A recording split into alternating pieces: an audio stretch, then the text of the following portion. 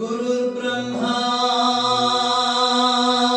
गुरुर्विष्णु गुरुदेवो महेश्वरः गुरुरेव परं ब्रह्मा तस्मै श्री गुरवे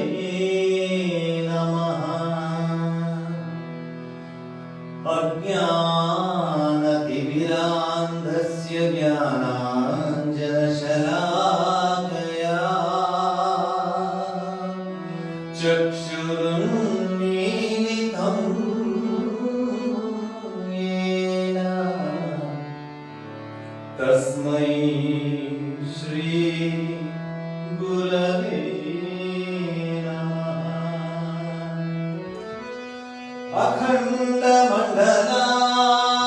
अखण्डमण्डलाकारं व्याप्तं येन चराचरं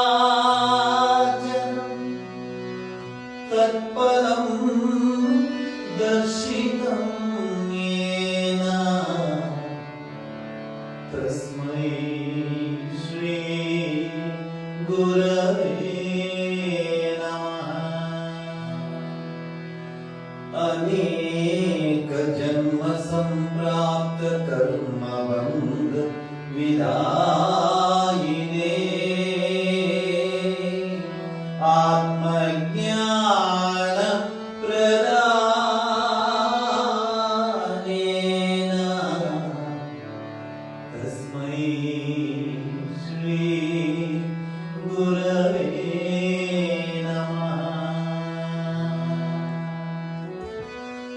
मन्नाथ श्री जगन्नाथ मद्गुरु श्री जगद्गुरु ममात्मा सर्वभूतात्मा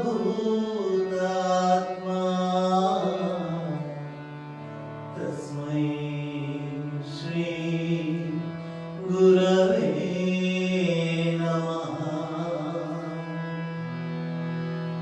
ब्रह्मानन्दं परमसुखदं केवलं ज्ञानमूर्तिं ब्रह्मानन्दं परमसुखदं केवलं ज्ञानमूर्तिं द्वन्द्वातीतं सदृशं तत्त्वमस्यादिलक्ष्यम्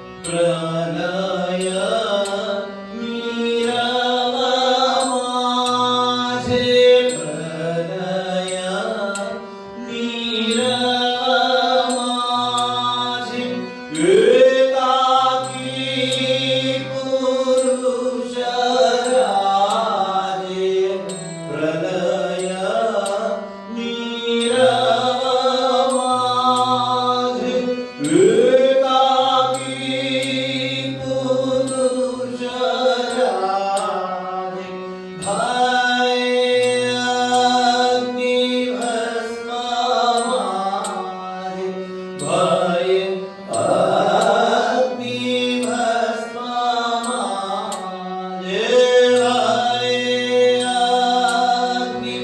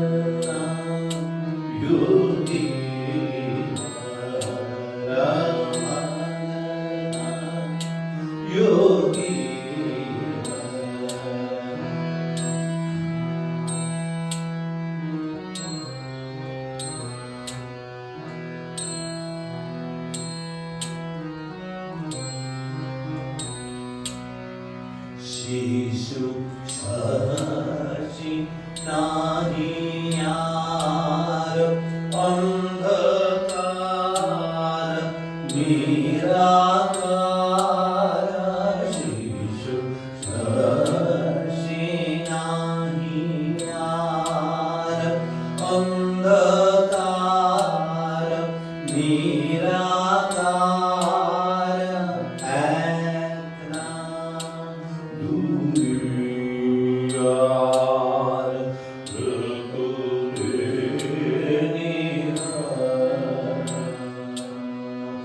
शिशु शशि नाही यार अंधकार निराकार ऐतना दूरियार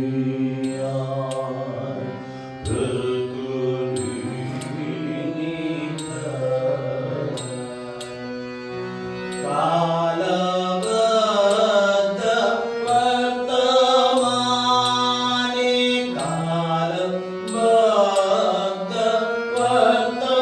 वर्तमाने व्योमकेश व्योमपाने कालबद्ध वर्तमाने व्योमकेश व्योमपाने नित्य सत्य पूर्ण ज्ञान नित्य सत्य पूर्ण ज्ञान नित्य सत्य पूर्ण ज्ञान पूर्ण महेश्वर नित्य सत्य पूर्ण ज्ञान पूर्ण महेश्वर मगना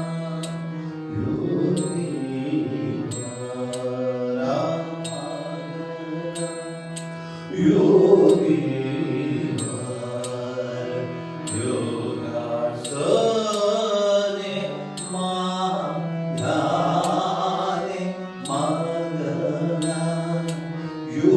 योगीश्वर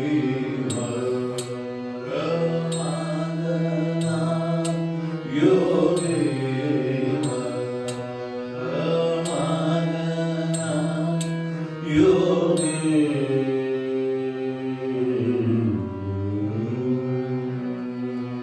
मगना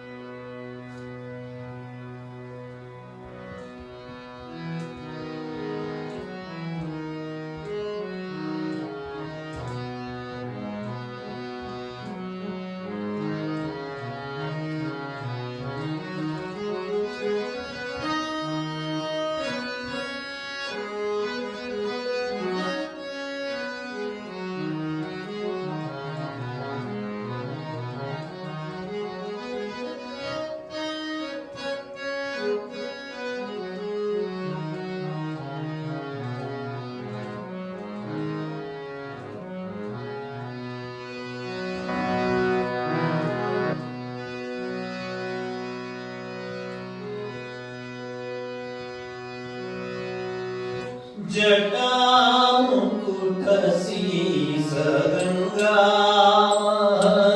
तेरी अति प्रचंड जटामुकुट शीश गंगा तेरी अति प्रचंड गौरी आरधंग संग भंग शंकर देव देव सेवत सब जाते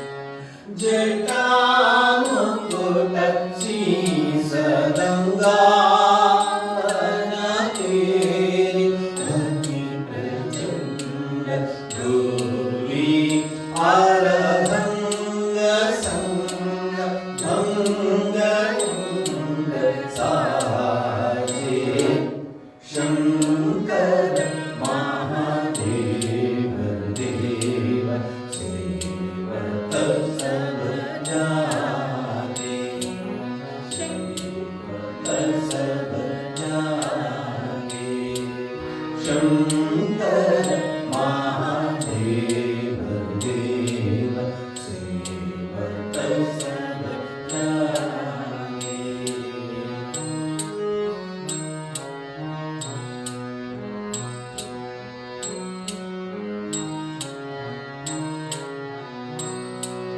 धावत सुर नर मुनीश धावत सुर नर मुनीश गावत गिरिजाधीश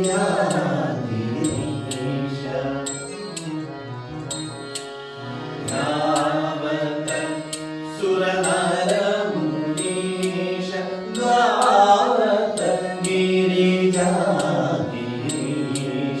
पावत नहीं पार शेष नेति नेति पुकारे शंकर महादेव देव सेवक सब जागे।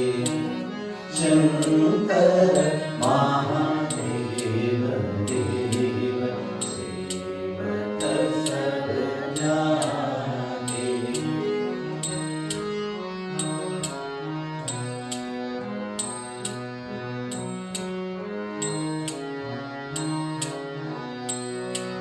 वरनत तुलसीदास वरनत तुलसीदास गिरिजापति चरण आस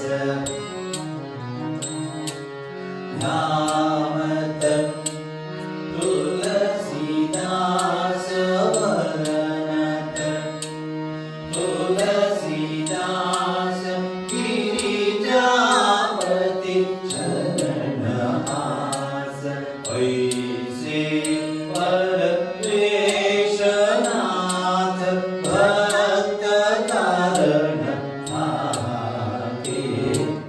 शंकर महादेव देव सेवक सब जागे। शंकर महादेव देव सेवक सब जागे। जटा मुकुट शीस गंगा तेरी अति प्रचंड जटा मुकुट शीस गंगा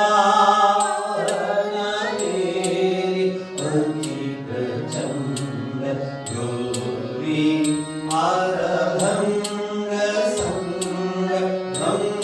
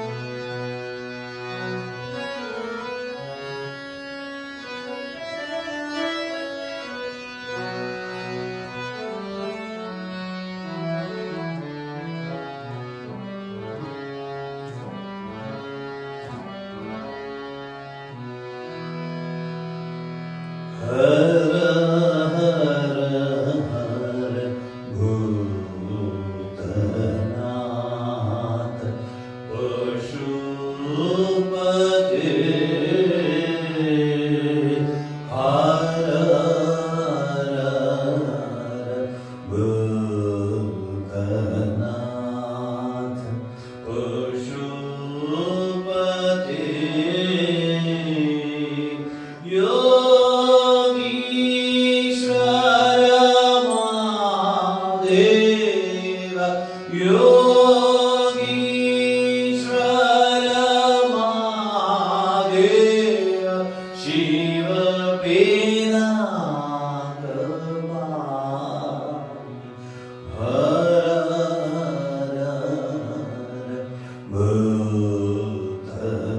भूतनाथ पशुपते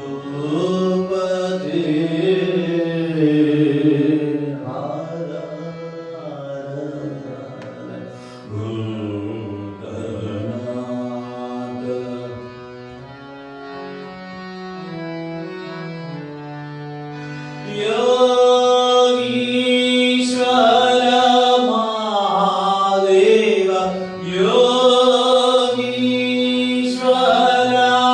महादेव शिव पिनाक हर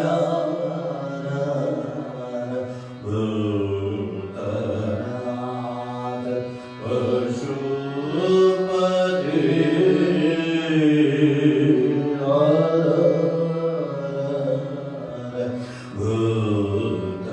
भूतनाथ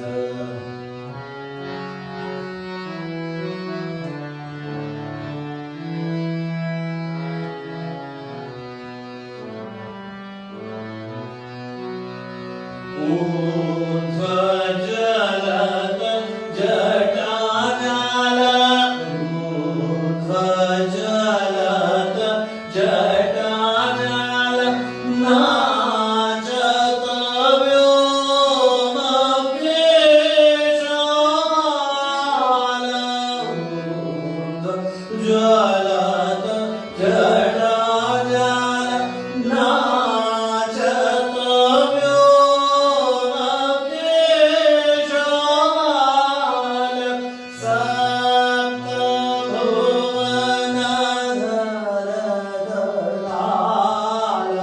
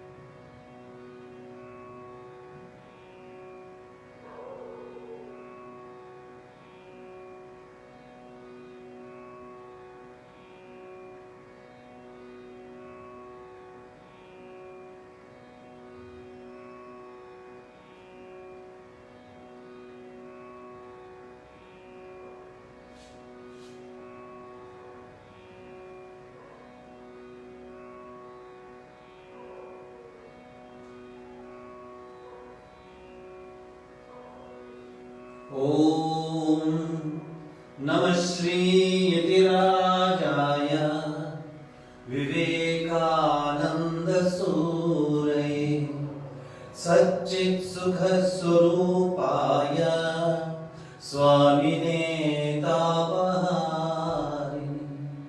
ಹರಿ ಓಂ ತತ್ಸತ್.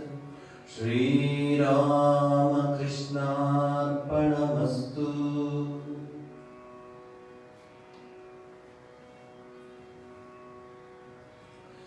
ಆತ್ಮೀಯರೇ, ವಿಶೇಷ ಸತ್ಸಂಗ ಕಾರ್ಯಕ್ರಮಕ್ಕೆ ನಿಮ್ಮೆಲ್ಲರಿಗೂ ಆದರದ ಆಹ್ವಾನ. ವಿವೇಕ ಸೋಪಾನ ಅನ್ನೋ ವಿಚಾರದ ಮೇಲೆ ಕಳೆದ ಹಲವಾರು ತಿಂಗಳುಗಳಿಂದ ಅನೇಕ ವಿಚಾರಗಳನ್ನ ನಾನಾ ರೀತಿಯ ಆಯಾಮಗಳಲ್ಲಿ ಅರಿತುಕೊಳ್ಳಲು ನಾವು ಪ್ರಯತ್ನಿಸ್ತಾ ಇದ್ದೀವಿ. ಬಹಳ ಮುಖ್ಯವಾಗಿ 4 ಯೋಗಗಳನ್ನ 4 ಸೋಪಾನಗಳಾಗಿ ಮಾಡಿಕೊಳ್ತಾ ಇದ್ದೀವಿ. ಮೊದಲನೆಯದು ಕರ್ಮಯೋಗ. ಕರ್ಮಯೋಗವನ್ನ ಎಲ್ಲ ರೀತಿಯಲ್ಲಿ ನಿಮಗೆ ತಿಳಿಸ್ಕೊಟ್ಟಿದ್ದೀವಿ, ಅದರ ಪರಿಚಯವನ್ನು ಮಾಡಿಸ್ಕೊಟ್ಟಿದ್ದೀವಿ. ಕರ್ಮಯೋಗದ ಪರಿಚಯದಲ್ಲಿ ಮುಖ್ಯವಾದ ಅಂಶವೇನೆಂದ್ರೆ ನಾಹಂಕರ್ತ ಹರಿಕರ್ತ ಅಥವಾ ನಿಮಿತ್ತ ಮಾತ್ರ ಭವಸವ್ಯ ಸಾಚಿ ಅಥವಾ work is being converted as worship, ಅದು ಕರ್ಮಯೋಗ. ಭಕ್ತಿ ಯೋಗವನ್ನು ವಿವರಿಸಿದಾಗ ಗೋಪಿಕಾಸ್ತ್ರೀ, ನವವಿಧ ಭಕ್ತಿ, ಯಶೋದೆ, ಮತ್ತೆ ಅರ್ಜುನ, ಸಖ್ಯ, ಸಖ, ಎಲ್ಲ ರೀತಿಯ ವಿಚಾರಗಳನ್ನ, ನವವಿಧ ಭಕ್ತಿನ ವಿಚಾರವನ್ನ ನಿಮ್ಮ ಮುಂದೆ ಪ್ರಸ್ತುತಪಡಿಸ್ತೇನೆ. ಶ್ರವಣಂ, ಕೀರ್ತನಂ, ಅರ್ಚನಂ, ಉದ್ದಕ್ಕೆ 9 ರೀತಿಯ ಪಾದ ಸೇವನವರೆಗೆ ತಿಳಿಸ್ಕೊಟ್ಟಿದ್ದೀನಿ. ತದನಂತರ ಭಗವದ್ಗೀತೆಯಲ್ಲಿ ಭಕ್ತಿಯ ಬಗ್ಗೆ ಯಾವ ವಿಚಾರಗಳು ಬಂದಿದೆ ಅನ್ನೋದನ್ನು ತಿಳಿಸ್ಕೊಟ್ಟಿದ್ದೀನಿ. ಹಾಗೆ ಭಕ್ತಿಯ ಪರಾಕಾಷ್ಠೆಯನ್ನ, ಅಂದ್ರೆ ಭಕ್ತಿಯ ಉತ್ತುಂಗ ಶಿಖರವನ್ನ ಸೇರಿದ ಸಂತರು, ಮಹಾತ್ಮರು ಅವರ ವಿಚಾರಗಳನ್ನು ಉದಾಹರಣೆಗಳ ಮೂಲಕ ತಿಳಿಸ್ಕೊಟ್ಟಿದ್ದೀನಿ. Andal, Meera, Akka Mahadevi, Basavanna, Eknath, Jnaneshwar, Gauranga, to name a few. ಇವತ್ತು 3ನೇ ಸೋಪಾನಕ್ಕೆ ಹೊರಟಿದ್ದೀವಿ. ಕರ್ಮ, ಭಕ್ತಿ, ರಾಜಯೋಗ. ಜ್ಞಾನಯೋಗದ ಮುಂಚೆ ಬರುತ್ತೆ ರಾಜಯೋಗ. ಹೆಸರು ನೋಡಿ, ರಾಜಯೋಗ. ಇವತ್ತು ಹಾಡಿದ ಹಾಡುಗಳೆಲ್ಲ ಶಿವನನ್ನ, ಮಹೇಶ್ವರನನ್ನ ಮೆಚ್ಚಲಿಕ್ಕೆ ಹಾಡಿತು. ಯಾಕೆಂದ್ರೆ ಯೋಗೀಶ್ವರ, ಅವನು ತ್ರಿನೇಶ್ವರ, ಯೋಗೀಶ್ವರ, ಧ್ಯಾನೇಶ್ವರ. ಸನ್ಯಾಸಿಗಳಿಗೆ, ವೇದಾಂತಿಗಳಿಗೆ ಎಲ್ಲರಿಗೂ ಧ್ಯಾನದ ಆ ಒಂದು ಯೋಗದ ಸಾಕಾರ ರೂಪವೇ ಪರಮೇಶ್ವರ, ಯೋಗೀಶ್ವರ, ಮಹಾದೇವ. ಆ ಹಾಡುಗಳನ್ನೆಲ್ಲ ಹಾಡಿದ್ಯಾಕೆ ಅಂದ್ರೆ ಒಂದು ರೀತಿಯ ಆಂಬಿಯನ್ಸ್ ಕ್ರಿಯೇಟ್ ಆಗುತ್ತೆ. ಈಗ ನಾನು ಮಾತಾಡ್ಲಿಕ್ಕೆ ಹೋಗುದು ರಾಜಯೋಗ.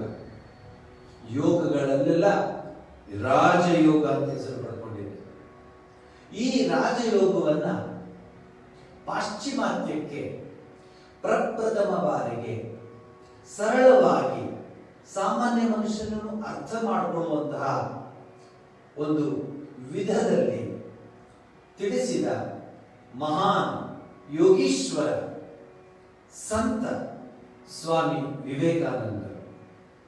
ಅವರಿಗೆ ಕೂತ್ಕೊಂಡಿದ್ದಾರೆ. ಸ್ವಾಮಿ ವಿವೇಕಾನಂದರು ಅಂದ ತಕ್ಷಣಕ್ಕೆ ಧ್ಯಾನದ ಸ್ಥಿತಿ ಬಂದ್ಬಿಡುತ್ತೆ. ಹೇಗೆ ಯೋಗೀಶ್ವರ, ಪರಮೇಶ್ವರ ಅಂದಾಗ ಧ್ಯಾನದ ಸ್ಥಿತಿಗೆ ಮನಸ್ಸು ಬರುತ್ತೋ, ಸ್ವಾಮಿ ವಿವೇಕಾನಂದರು ಅಂದ್ರೆ ಧ್ಯಾನದ ಸ್ಥಿತಿಗೆ ಬಂದ್ಬಿಡುತ್ತೆ. ಹೌದೌದು, ಅವರು ಮಹಾನ್ ಕರ್ಮಯೋಗಿಗಳು, ಜ್ಞಾನಯೋಗಿಗಳು, ಭಕ್ತಿ ಯೋಗಿಗಳು. ಆದರೆ ಯೋಗಿಗಳಲ್ಲಿ ಯೋಗಿಗಳಾಗಿದ್ರು. ಸ್ವಾಮಿ ವಿವೇಕಾನಂದರು ಕೆಲಸ ಮಾಡ್ತಿದ್ರು. ಬಹಳಷ್ಟು ಕೆಲಸ ಮಾಡಿದ್ದಾರೆ. ರಾಮಕೃಷ್ಣ ಮಠ ಮತ್ತು ಮಿಷನ್ನಿನ ಆರಂಭೋತ್ಸವವನ್ನು ಮಾಡಿ ತನ್ಮೂಲಕ ಇಡೀ ಪ್ರಪಂಚಾದ್ಯಂತ ಭಾರತೀಯ ಸನಾತನ ಧರ್ಮದ ಡಿಂಡಿಮ ನಾದವನ್ನು ಎಲ್ಲ ಕಡೆ ಮೊಳಗಿಸಿ ಹಿಂದೂಗಳು ಅಂದ್ರೆ ಏನು, ಭಾರತದ ಸನಾತನ ಧರ್ಮ ಅಂದ್ರೆ ಏನು ಅನ್ನೋದನ್ನ ತಿಳಿಸ್ಕೊಟ್ಟಿದ್ದಾರೆ. ಅದಕ್ಕೆ ಕೆಲವು ಕಡೆ ಮಾತನಾಡ್ತಾರೆ, the greatest gift of America to India is Swami Vivekananda ಅಂತ ಹೇಳ್ತಾರೆ.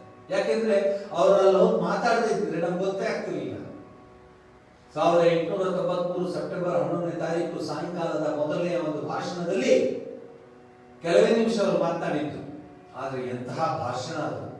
7,000 ಜನ ಭಾಷಣ ಮುಗಿದ ತಕ್ಷಣ ನಿಂತು ಚಪ್ಪಾಳೆಯನ್ನು ತಟ್ಟಿ ತಮ್ಮ ಹೃದಯಾಂತರಂಗದ ಆನಂದವನ್ನ ವ್ಯಕ್ತಪಡಿಸಿದ್ರು. ಚಪ್ಪಾಳೆ ಅಂತ ಹೇಳಿ ಚಪ್ಪಾಳೆ ಹೊಡೆಯಲಿಲ್ಲ, ತಾನಾಗೆ ಹೃತ್ಪೂರ್ವಕವಾಗಿ ಚಪ್ಪಾಳೆ ಹೊಡೆದಿದ್ರು. ನಾನು ಕಳೆದ 2018ನೇ ಇಸ್ವಿಯಲ್ಲಿ ಅಮೆರಿಕಕ್ಕೆ ಹೋದಾಗ ಉಪನ್ಯಾಸಗಳಿಗೆ ಈ ಒಂದು ಪುಣ್ಯಕ್ಷೇತ್ರವನ್ನು ನೋಡಬೇಕು ಅನ್ನೋ ಒಂದು ದೃಢ ನಿರ್ಧಾರದಿಂದ ಅಲ್ಲಿ ಹೋಗಿದ್ದೆ. ನಮ್ಮ ಆಶ್ರಮದ ಅತ್ಯಂತ ನಿಕಟ ಭಕ್ತರಾದ ಜಯಂತ್ ಶ್ರೀನಿವಾಸ್ ಅವರು ಕರ್ಕೊಂಡು ಹೋಗಿದ್ರು. ಆ ಮಂದಿರಕ್ಕೆ ಹೋದಾಗ, ಆ ಹಾಲ್ ಹೋದಾಗ ಸ್ವಾಮಿ ವಿವೇಕಾನಂದರು ಮಾತನಾಡಿದ ಆ ಸ್ಥಳವನ್ನು ನೋಡಿದಾಗ ಮೈ ರೋಮಾಂಚನವಾಗುತ್ತೆ. ಈ ವೇದಿಕೆಯಿಂದಲೇ ಭಾರತೀಯ ಸನಾತನ ಧರ್ಮದ ಡಿಂಡಿಮ ನಾದವನ್ನ ಮೊಳಗಿಸಿದ ವೀರ ಸನ್ಯಾಸಿ, ವಿಶ್ವ ವಿಜೇತ, ವಿಶ್ವ ಮಾನವ ಸ್ವಾಮಿ ವಿವೇಕಾನಂದರು ಅಂತ ಅಷ್ಟು ಸಂತೋಷವಾಯಿತು. ಸ್ವಾಮಿ ವಿವೇಕಾನಂದರು ರಾಜಯೋಗದ ಬಗ್ಗೆ ಬಹಳ ಅದ್ಭುತವಾದ ವಿಚಾರಗಳನ್ನು ತಿಳಿಸಿಕೊಟ್ಟಿದ್ದಾರೆ. ಸರಳವಾದ ಮನುಷ್ಯನಿಗೆ ರಾಜಯೋಗ ಅಂದ್ರೆ ಏನು ಅನ್ನೋದು ಸಂಪೂರ್ಣವಾಗಿ ಅರ್ಥವಾಗುವಂತೆ ಮಾಡಿಕೊಟ್ಟಿದ್ದಾರೆ. ಸ್ವಾಮಿ ವಿವೇಕಾನಂದರ ವಿಶೇಷತೆ ಅದು. ಅವರು ರಾಜಯೋಗದ ಬಗ್ಗೆ ಮಾತನಾಡಿದಾಗ ಅಥವಾ ಧ್ಯಾನದ ವಿಚಾರ ಅಥವಾ ಯೋಗದ ವಿಚಾರವನ್ನು ಮಾತನಾಡುವಾಗ ಅಲ್ಲಿ ಕೂತಿರೋರಿಗೆಲ್ಲ ಒಂದು ರೀತಿಯ ಶಕ್ತಿ ಮೈಯಲ್ಲಿ ಮೈ ತುಂಬ ಬಂದಂತಾಗ್ತಿತ್ತಂತೆ ಅವರ ಮಾತುಗಳನ್ನು ಕೇಳಿದಾಗ. ನಿಮಗೆ ಗೊತ್ತಿರಲಿ, ಅಮೆರಿಕೆಯಲ್ಲಿ ಸ್ವಾಮೀಜಿ ವೇದಾಂತದ ವಿಚಾರವನ್ನು ಹೇಳಿದರು. ಇಂಗ್ಲೆಂಡ್ನಲ್ಲಿ ವೇದಾಂತದ ಪ್ರಚಾರ ಮಾಡಿದರು. ಇಲ್ಲಿ ನನ್ನ ಹಿಂದೆ ಇರುವಂತಹ ಈ ಮಹಾನ್ ಚಿತ್ರ ಸ್ವಾಮಿ ವಿವೇಕಾನಂದರದು. ಲಂಡನ್ ನಗರದಲ್ಲಿ ಭಕ್ತರನ್ನೆಲ್ಲ ಸೇರಿಸಿ ಮೆಡಿಟೇಷನ್ ಬಗ್ಗೆ ಉಪನ್ಯಾಸ ಕೊಡ್ತಿರ್ತಾರೆ ಸ್ವಾಮೀಜಿ. ಪಾಶ್ಚಿಮಾತ್ಯರು ಮೆಡಿಟೇಷನ್ ಬಗ್ಗೆ ತಿಳ್ಕೊಳ್ತಿರ್ತಾರೆ. ಬಹಳ ಉತ್ಸುಕತೆ ಇರುತ್ತೆ ತಿಳ್ಕೊಳ್ಳೋದಕ್ಕೆ, ತುಂಬಾ ಆಸೆ ಇರುತ್ತೆ. ಸ್ವಾಮೀಜಿ ಹತ್ರ ಮಾತನಾಡ್ತಿರ್ತಾರೆ. ಅನೇಕ ರೀತಿಯ ವಿಚಾರಗಳನ್ನ ಸ್ವಾಮೀಜಿ ಪುಂಖಾನುಪುಂಖವಾಗಿ ತಿಳಿಸ್ತಾ ಬರ್ತಿರುವಾಗ ಒಬ್ಳು ಮಹಿಳೆ ಸ್ವಾಮಿ ವಿವೇಕಾನಂದ ಒಂದು ಪ್ರಶ್ನೆ ಹಾಕ್ತಾಳೆ. ಸ್ವಾಮಿ, ಇಷ್ಟೆಲ್ಲ ತಿಳಿಸ್ಕೊಟ್ರಿ, ಅದ್ಭುತವಾಗಿ ತಿಳಿಸ್ಕೊಟ್ರಿ, ಹೇಗೆ ಧ್ಯಾನಕ್ಕೆ ಕೂತ್ಕೋಬಹುದು ಅಂತ ತಿಳಿಸ್ಕೊಟ್ರಿ, ಧ್ಯಾನದ ವಿಚಾರವನ್ನು ತಿಳಿಸ್ಕೊಟ್ರಿ, ನಮ್ಗೊಂದು ಸಹಾಯ ಮಾಡಿ, ಧ್ಯಾನ ಕೂತ್ಕೊಳ್ಳೋದು ಹೇಗೆ ತಿಳಿಸ್ಕೊಡಿ ಅಂತ. ಸ್ವಾಮೀಜಿಯವರಿಗೆ ಆ ಒಂದು ಪ್ರಶ್ನೆ ಅವರ ಹೃದಯದ ಆಂತರ್ಯದಲ್ಲಿ ಹೊಕ್ಕಿಬಿಡ್ತು. You want to know how to sit for meditation? I will show you how to sit for meditation. See, this is the way to sit. ಅಂತ ಕೂತ್ಕೊಂಡು ಅಲ್ಲಿ ಕೂತಿರೋರೆಲ್ಲ ನೋಡ್ತಾನೆ ಇದ್ದಾರೆ. ಇವರು ಕೂತ್ಕೊಂಡು ಏನಿಲ್ಲ, ಕಲ್ಲಿನ ಶಿಲೆಯ ರೂಪದಲ್ಲಿ ಕೂತ್ಕೊಂಡ್ಬಿಟ್ಟಿದ್ದಾರೆ. ಅಲ್ಲಾಡ್ತಿಲ್ಲ. ಎರಡು ಕಣ್ಣು ಆ ನಾಸಿಕದ ಆ ತುದಿಯಲ್ಲಿ ಕೇಂದ್ರೀಕೃತವಾಗಿದೆ. ಭ್ರೂಮಧ್ಯ ರೇಖೆಯನ್ನು ನೋಡಬಹುದು. ಕಣ್ಣು ಹೀಗೆ ಕೂತ್ಕೊಂಡಿದ್ದಾಗ ಆ ವಿಶಾಲವಾದ ಹಣೆ ಕೂತ್ಕೊಂಡಿದ್ದಾರೆ. ಅವ್ರು ಸ್ವಲ್ಪ ತೋರಿಸ್ತಾರೆ ಅಂತ ಕೂತ್ಕೊಂಡ್ಬಿಟ್ಟಿದ್ದಾರೆ. ಅವ್ರಿಗೆ ಗಾಬರಿ ಆಯ್ತು. ಏನ್ ಮಾಡ್ಬಿಟ್ಟೆ ನಾನು, ಈ ಯೋಗೀಶ್ವರಿಗೆ ಈ ಪ್ರಶ್ನೆ ಕೇಳಿದ್ದೆ ತಪ್ಪಾಯ್ತಲ್ಲ. ಎಲ್ಲರೂ ಆಶ್ಚರ್ಯಚಕಿತವಾಗಿಬಿಡುತ್ತೆ. ಎಲ್ರಿಗೂ ಆಶ್ಚರ್ಯವಾಗಿಬಿಡುತ್ತೆ. ಒಂದು ರೀತಿಯ ಕುತೂಹಲನೂ ಆಗುತ್ತೆ, ಒಂದು ರೀತಿಯ ಭಯವೂ ಆಗುತ್ತೆ. ಹಿಂಗಪ್ಪ ಇವ್ರನ್ನ ಈ ಒಂದು ಪ್ರಪಂಚದ ಮರ್ತ್ಯಲೋಕಕ್ಕೆ ಹಿಂಗ್ ಕರ್ಕೊಂಡ್ಬರೋದು ಈ ಅಮರ್ತ್ಯನನ್ನ.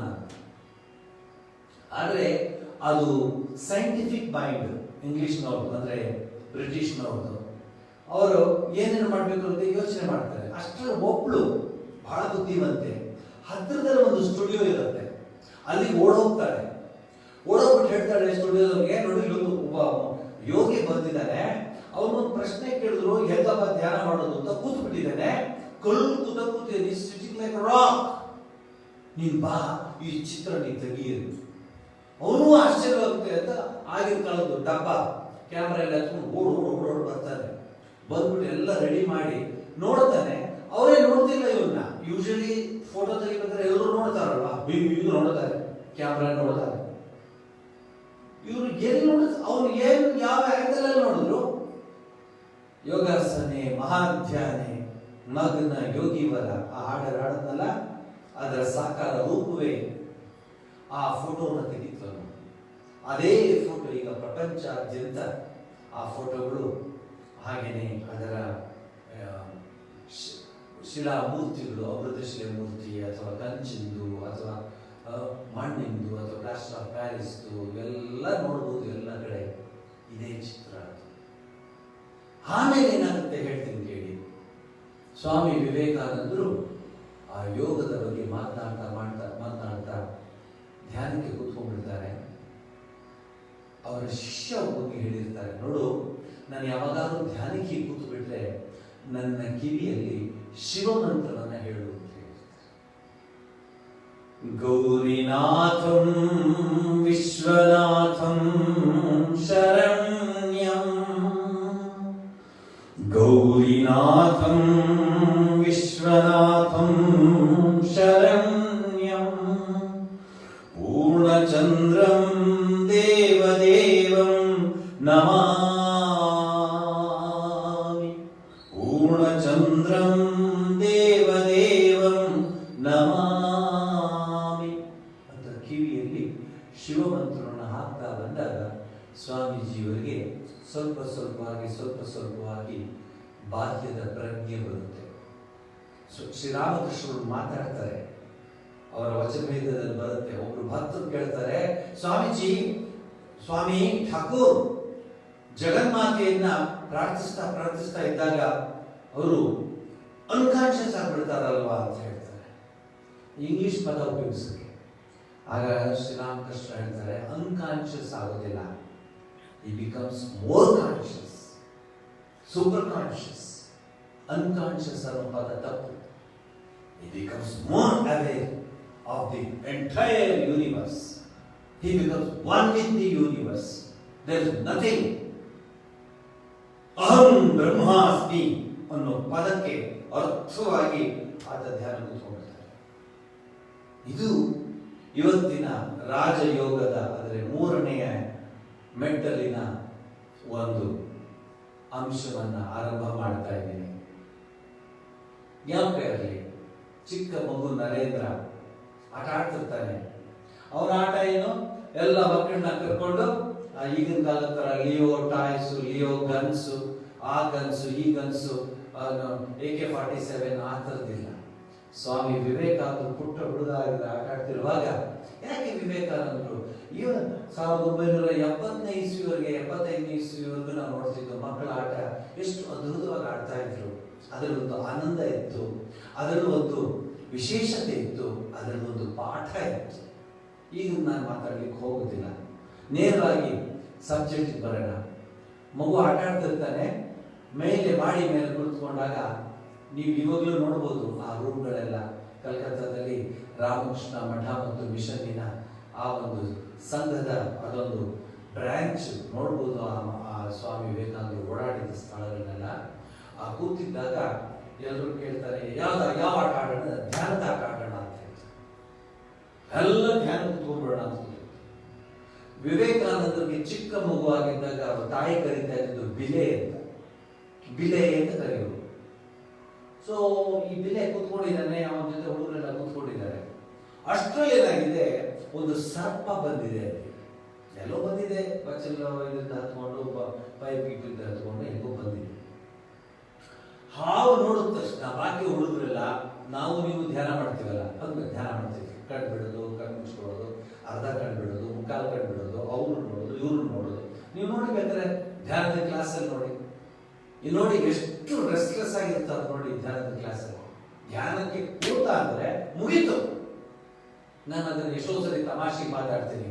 ನಮ್ಮ ಪ್ರಾಬ್ಲಮ್ ಏನಂದ್ರೆ ಟೇಕ್ ಆಫ್ ಆಗೋದು, ಮನಸ್ಸು ಊರ್ಧ್ವಮುಖಕ್ಕೆ ಹೋಗೋದು.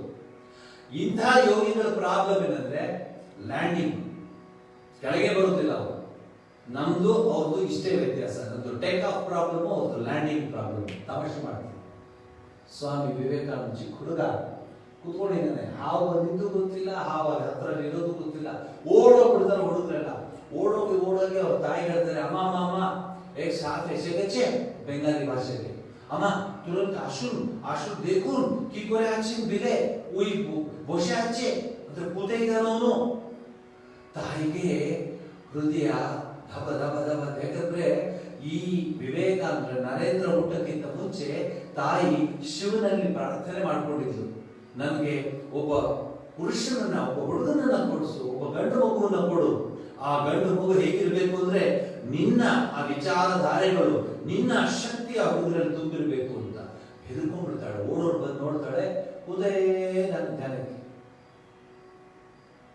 ನಾವು ಹಾವು ಬಂದಿರುವಂತಹ ಬಾತ್ರೂಮ್ ಅಲ್ಲಿ ಒಂದ್ ದಿವಸ ಹಾವು ನೋಡಿದ್ರೆ 7 ದಿವಸ ಸ್ನಾನ ಮಾಡಲ್ಲ, ಭಯಕ್ಕೆ.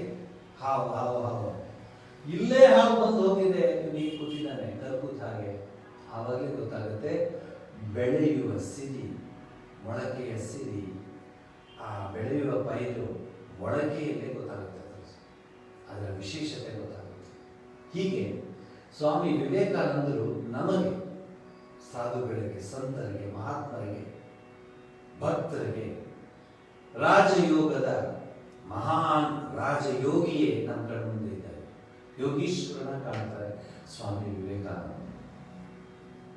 ಶ್ರೀ ರಾಮಕೃಷ್ಣ ಪರಮಹಂಸರು ಕೆಲವು ಸಲ ಹೋಗಿ ಎಲ್ಲ ಧ್ಯಾನ ಕೂತ್ಕೊಳ್ಳಿ, ಎಲ್ಲ ಧ್ಯಾನ ಮಾಡಿರ್ತೀವಿ. ಬೆಳಗಿನ ಜಾವ 2:30, 3 ಗಂಟೆ. ನೀವು ಯಾರು ನೋಡಿರಲ್ಲ, ಅಲ್ಲೊಂದಿದೆ ಬೆಳಗಿನ ಜಾವ 2:30, 3 ಗಂಟೆ ಅಂತಿದೆ. ಆ ಸಂದರ್ಭದಲ್ಲಿ ಎಲ್ಲರೂ ಎಬ್ಸಿ, ಏನ್ ಇಷ್ಟು ನಿದ್ದೆ, ಹೇಳಿ ಹೇಳಿ ಹೇಳಿ ಹೇಳಿ ಹೇಳಿ ಅಂತ ಎಬ್ಸಿ, ತಾಮಸಿಕದಿಂದ ಹೇಳಿ ಮೇಲೆ ಅಂತ ಹೇಳಿ ಧ್ಯಾನ ಕೂರಿಸಿರ್ತಾರೆ. ಎಷ್ಟೋ ಸರಿ ಹೇಳ್ತಾ ಇದ್ರು, ಈ ಗಂಗಾ ನದಿ ತೀರದಲ್ಲಿ ಸೊಳ್ಳೆಗಳು ಎಷ್ಟು ಚೆನ್ನಾಗಿ, ಎಷ್ಟು ಅದ್ಭುತವಾಗಿದೆ ಅಂದ್ರೆ, ಪೂರ್ತಿ ಮೈ ಮೇಲೆ ಸೊಳ್ಳೆಗಳು ಕೂತಿದ್ರೆ ಒಂದು ಕಂಬಳಿ ಹೊತ್ಕೊಂಡು ಕೂತಂಗಿರುತ್ತೆ, ಅಷ್ಟು ಸೊಳ್ಳೆಗಳ ಕಾಟ. ಕೂತ್ಕೊಂಡಿದ್ದಾರೆ ಸ್ವಾಮಿ ವಿವೇಕಾನಂದರು. ಸೊಳ್ಳೆಗಳು ತುಂಬಿದೆ, ಪ್ರಜ್ಞೆನೇ ಇಲ್ಲ ಅವರು. ನಿಜವಾದ ಯೋಗೀಶ್ವರನ ವಿಚಾರವನ್ನ ನಿಮ್ಮ ಮುಂದೆ ಇಡೋದಕ್ಕೆ ಇವತ್ತು ಈ ಪೀಠಿಕೆ ಆಗ್ತಾ ಇದೆ. ಎಂಥ ಯೋಗೀಶ್ವರರು. ಕನ್ಯಾಕುಮಾರಿ ಬಂದರು ಸ್ವಾಮಿ ವಿವೇಕಾನಂದರು. ಕನ್ಯಕಾ ಪರಮೇಶ್ವರಿ ದೇವಸ್ಥಾನ, ಆ ಪರಮೇಶ್ವರಿಯ ದೇವಸ್ಥಾನದಲ್ಲಿ ನಿಂತು ದೇವಿ ಅವಳಿಗೆ ನಮಸ್ಕಾರ ಮಾಡಿದ್ರು.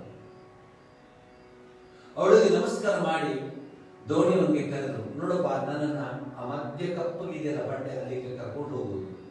ಅವನನ್ನ, ಸ್ವಾಮಿ ಇದು 1 ಸಮುದ್ರ ಅಲ್ಲ, 3 ಸಮುದ್ರ ಸೇರೋ ಸ್ಥಳ ಇದು, ಯಾಕೋ ಭಯಂಕರವಾಗಿದೆ ಇವತ್ತು ಈ ನದಿ, ಈ ಸಮುದ್ರ ಅಲೆ ಅಷ್ಟು ದೊಡ್ಡದಾಗಿದೆ, ನನ್ನ ಕೈಲಿ ಆಗದ ಸ್ವಾಮಿ, ಕ್ಷಮಿಸಿ, ಈ ಅಲೆಗಳೆಲ್ಲ ಇಳಿದ್ಮೇಲೆ ನಾನು ಕರ್ಕೊಂಡು ಹೋಗ್ತೀನಿ ಅಂತ. ಇದನ್ನ ಕಂಡ ಒಬ್ಬ ಪೆರುಮಾಳ್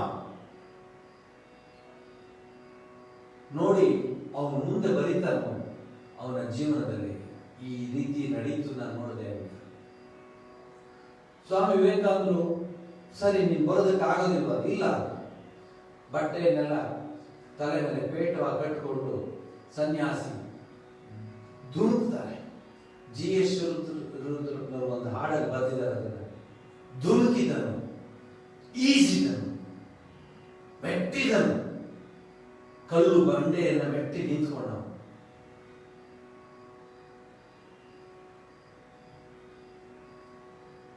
ಅಂಥ ಸ್ವಾಮಿ ವಿವೇಕಾನಂದರು ಈಜ್ಬಿಟ್ಟು ಆ ಕಪ್ಪು ಬಂಡೆಗಳ ಮಧ್ಯೆ ಎದ್ದು ನಿಂತ್ಕೊಂಡು ಹೋಗುವಾಗ ಆ ಭಕ್ತ ನೋಡಿ, ಏನಪ್ಪ ಇದು ಹೀಗೂ ಇದೆಯಾ ಅಂತ ಹೇಳ್ತಾರೆ. ಅದಕ್ಕೆ ಕುವೆಂಪು ಅವರು ಬಹಳ ಚೆನ್ನಾಗಿ ಒಂದು ಪುಸ್ತಕದಲ್ಲಿ ಅಂದ್ರೆ ವಿವೇಕಾನಂದ ಪುಸ್ತಕದ ಆರಂಭದಲ್ಲಿ ಬರೀತಾರೆ ಯಾರಿವನು ಅಂತ ಒಂದು ಪ್ರಬಂಧ ಬರೆದಿದ್ದಾರೆ. ಅದ್ಭುತವಾಗಿದೆ.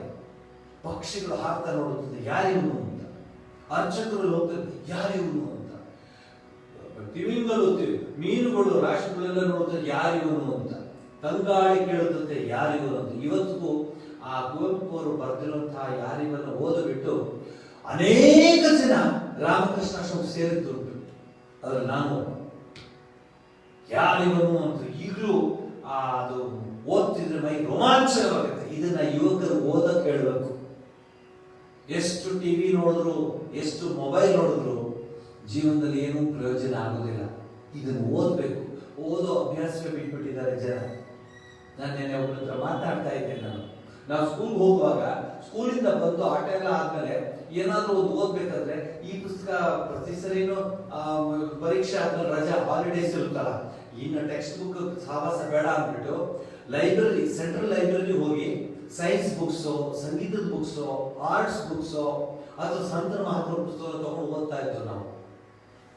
ಸೆಂಟ್ರಲ್ ಲೈಬ್ರರಿಗೆ ನಾವು ಹೋಗಿ ಮೆಂಬರ್ ಆಗಿ ಅಲ್ಲಿ ಚೀಟಿ ತಗೊಂಡು ಪುಸ್ತಕ ಓದ್ತಾ ಇದ್ದು. ಓದೋ ಅಭ್ಯಾಸವೇ ಇಲ್ಲ ಈಗಿನ ಕಾಲದಲ್ಲಿ.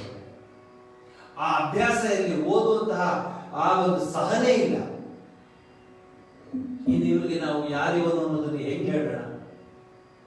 ಇದು ಇರ್ಲಿ, ಕಾಲಾಯ ತಸ್ಮೈ ನಮಃ ಓದಬೇಕು. ಆ ಪದಗಳನ್ನ, ಪದಪುಂಜಗಳನ್ನ ಓದಿದಾಗ ಗೊತ್ತಾಗುತ್ತೆ ಎಷ್ಟು ಅದ್ಭುತವಾಗಿ ಬರೆದಿದ್ದಾರೆ ರಾಜ ಋಷಿಗಳು. ಕುವೆಂಪು ಅವರು ಅದ್ಭುತವಾಗಿ ಬರೆದಿದ್ದಾರೆ ಯಾರಿವನು. ಆ ಸಂದರ್ಭದಲ್ಲಿ 3 ದಿವಸ ಧ್ಯಾನಕ್ಕೆ ಕೂತಿರ್ತಾರೆ. ಆ ಕನ್ಯಾಕುಮಾರಿಯ ಆ ಭೂಶಿರದ ತುದಿಯಿಂದ ಆ ಬಂಡೆಯ ಮೇಲೆ ಇವತ್ತಿಗೂ ಸ್ವಾಮಿ ವಿವೇಕಾನಂದ ರಾಕ್ ಮೆಮೋರಿಯಲ್ ಅಂತ ಇದೆ. ಅದು ಲಕ್ಷ ಜನಗಳನ್ನ ಅಟ್ರಾಕ್ಟ್ ಮಾಡುತ್ತಾ ಇದೆ. ಇವತ್ತಿಗೂ ಸ್ವಾಮಿ ವಿವೇಕಾನಂದ ನಿಂತು ಭಾರತದ ಕಡೆ ನೋಡ್ತಾ ಇದ್ದಾರೆ. ನನ್ನ ಕನಸಿನ ಭಾರತ ಯಾವಾಗ ಬರುತ್ತೆ ಅಂತ ನೋಡ್ತಾ ಇದ್ದಾರೆ. ನಿಮ್ಮ ಕನಸಿನ ಭಾರತ ಎಷ್ಟು ರಾಕೆಟ್ಗಳನ್ನ ಮೇಲೆ ಕಳಿಸಿದ್ರು ಅಥವಾ ಎಷ್ಟು ಶೇರ್ ಮಾರ್ಕೆಟ್ ಮೇಲಕ್ಕೆ ಹೋಯ್ತು ಕೆಳಗೆ ಬಂತು, GDP ಎಷ್ಟು ಮೇಲಕ್ಕೆ ಹೋಯ್ತು ಕೆಳಗೆ ಬಂತು, ಅದೆಲ್ಲ ಸ್ವಾಮಿ ವಿವೇಕಾನಂದರು ಬಯಸಿದ ಭಾರತ. ಹೃದಯವಂತರು, ಮೌಲ್ಯಾಧಾರಿತ ಜೀವನ ನಡೆಸೋರು, ಪುರುಷ ಸಿಂಹಗಳು, ನಾರಿ ರತ್ನಗಳು ಈ ಭಾರತವನ್ನ ಆಳಬೇಕು ಅಂತ ಇರುವಂತಹ ಸ್ವಾಮಿ ವಿವೇಕಾನಂದರ ಕನಸು. ಇವತ್ತು ಏನಾಗಿದೆ ನಮ್ಮ ದೇಶ, ನಮ್ಮ ಸಂಸ್ಕೃತಿ, ನಮ್ಮ ಪರಂಪರೆ. ನಾನು ಇವತ್ತು ರಾಜಯೋಗವನ್ನು ಮಾತಾಡಕ್ಕೆ ಬಂದಿದ್ದೀನಿ. ಯೋಚನೆ ಮಾಡಬೇಕು. ನಾವು ಜೀವನದಲ್ಲಿ ಕೇವಲ ಪಶು ಪ್ರಾಣಿಗಳ ತರ ಜೀವನ ನಡೆಸೋದಲ್ಲ, ಬಾಳಬೇಕು. ಬದುಕಬಾರ್ದು, ಬಾಳಬೇಕು.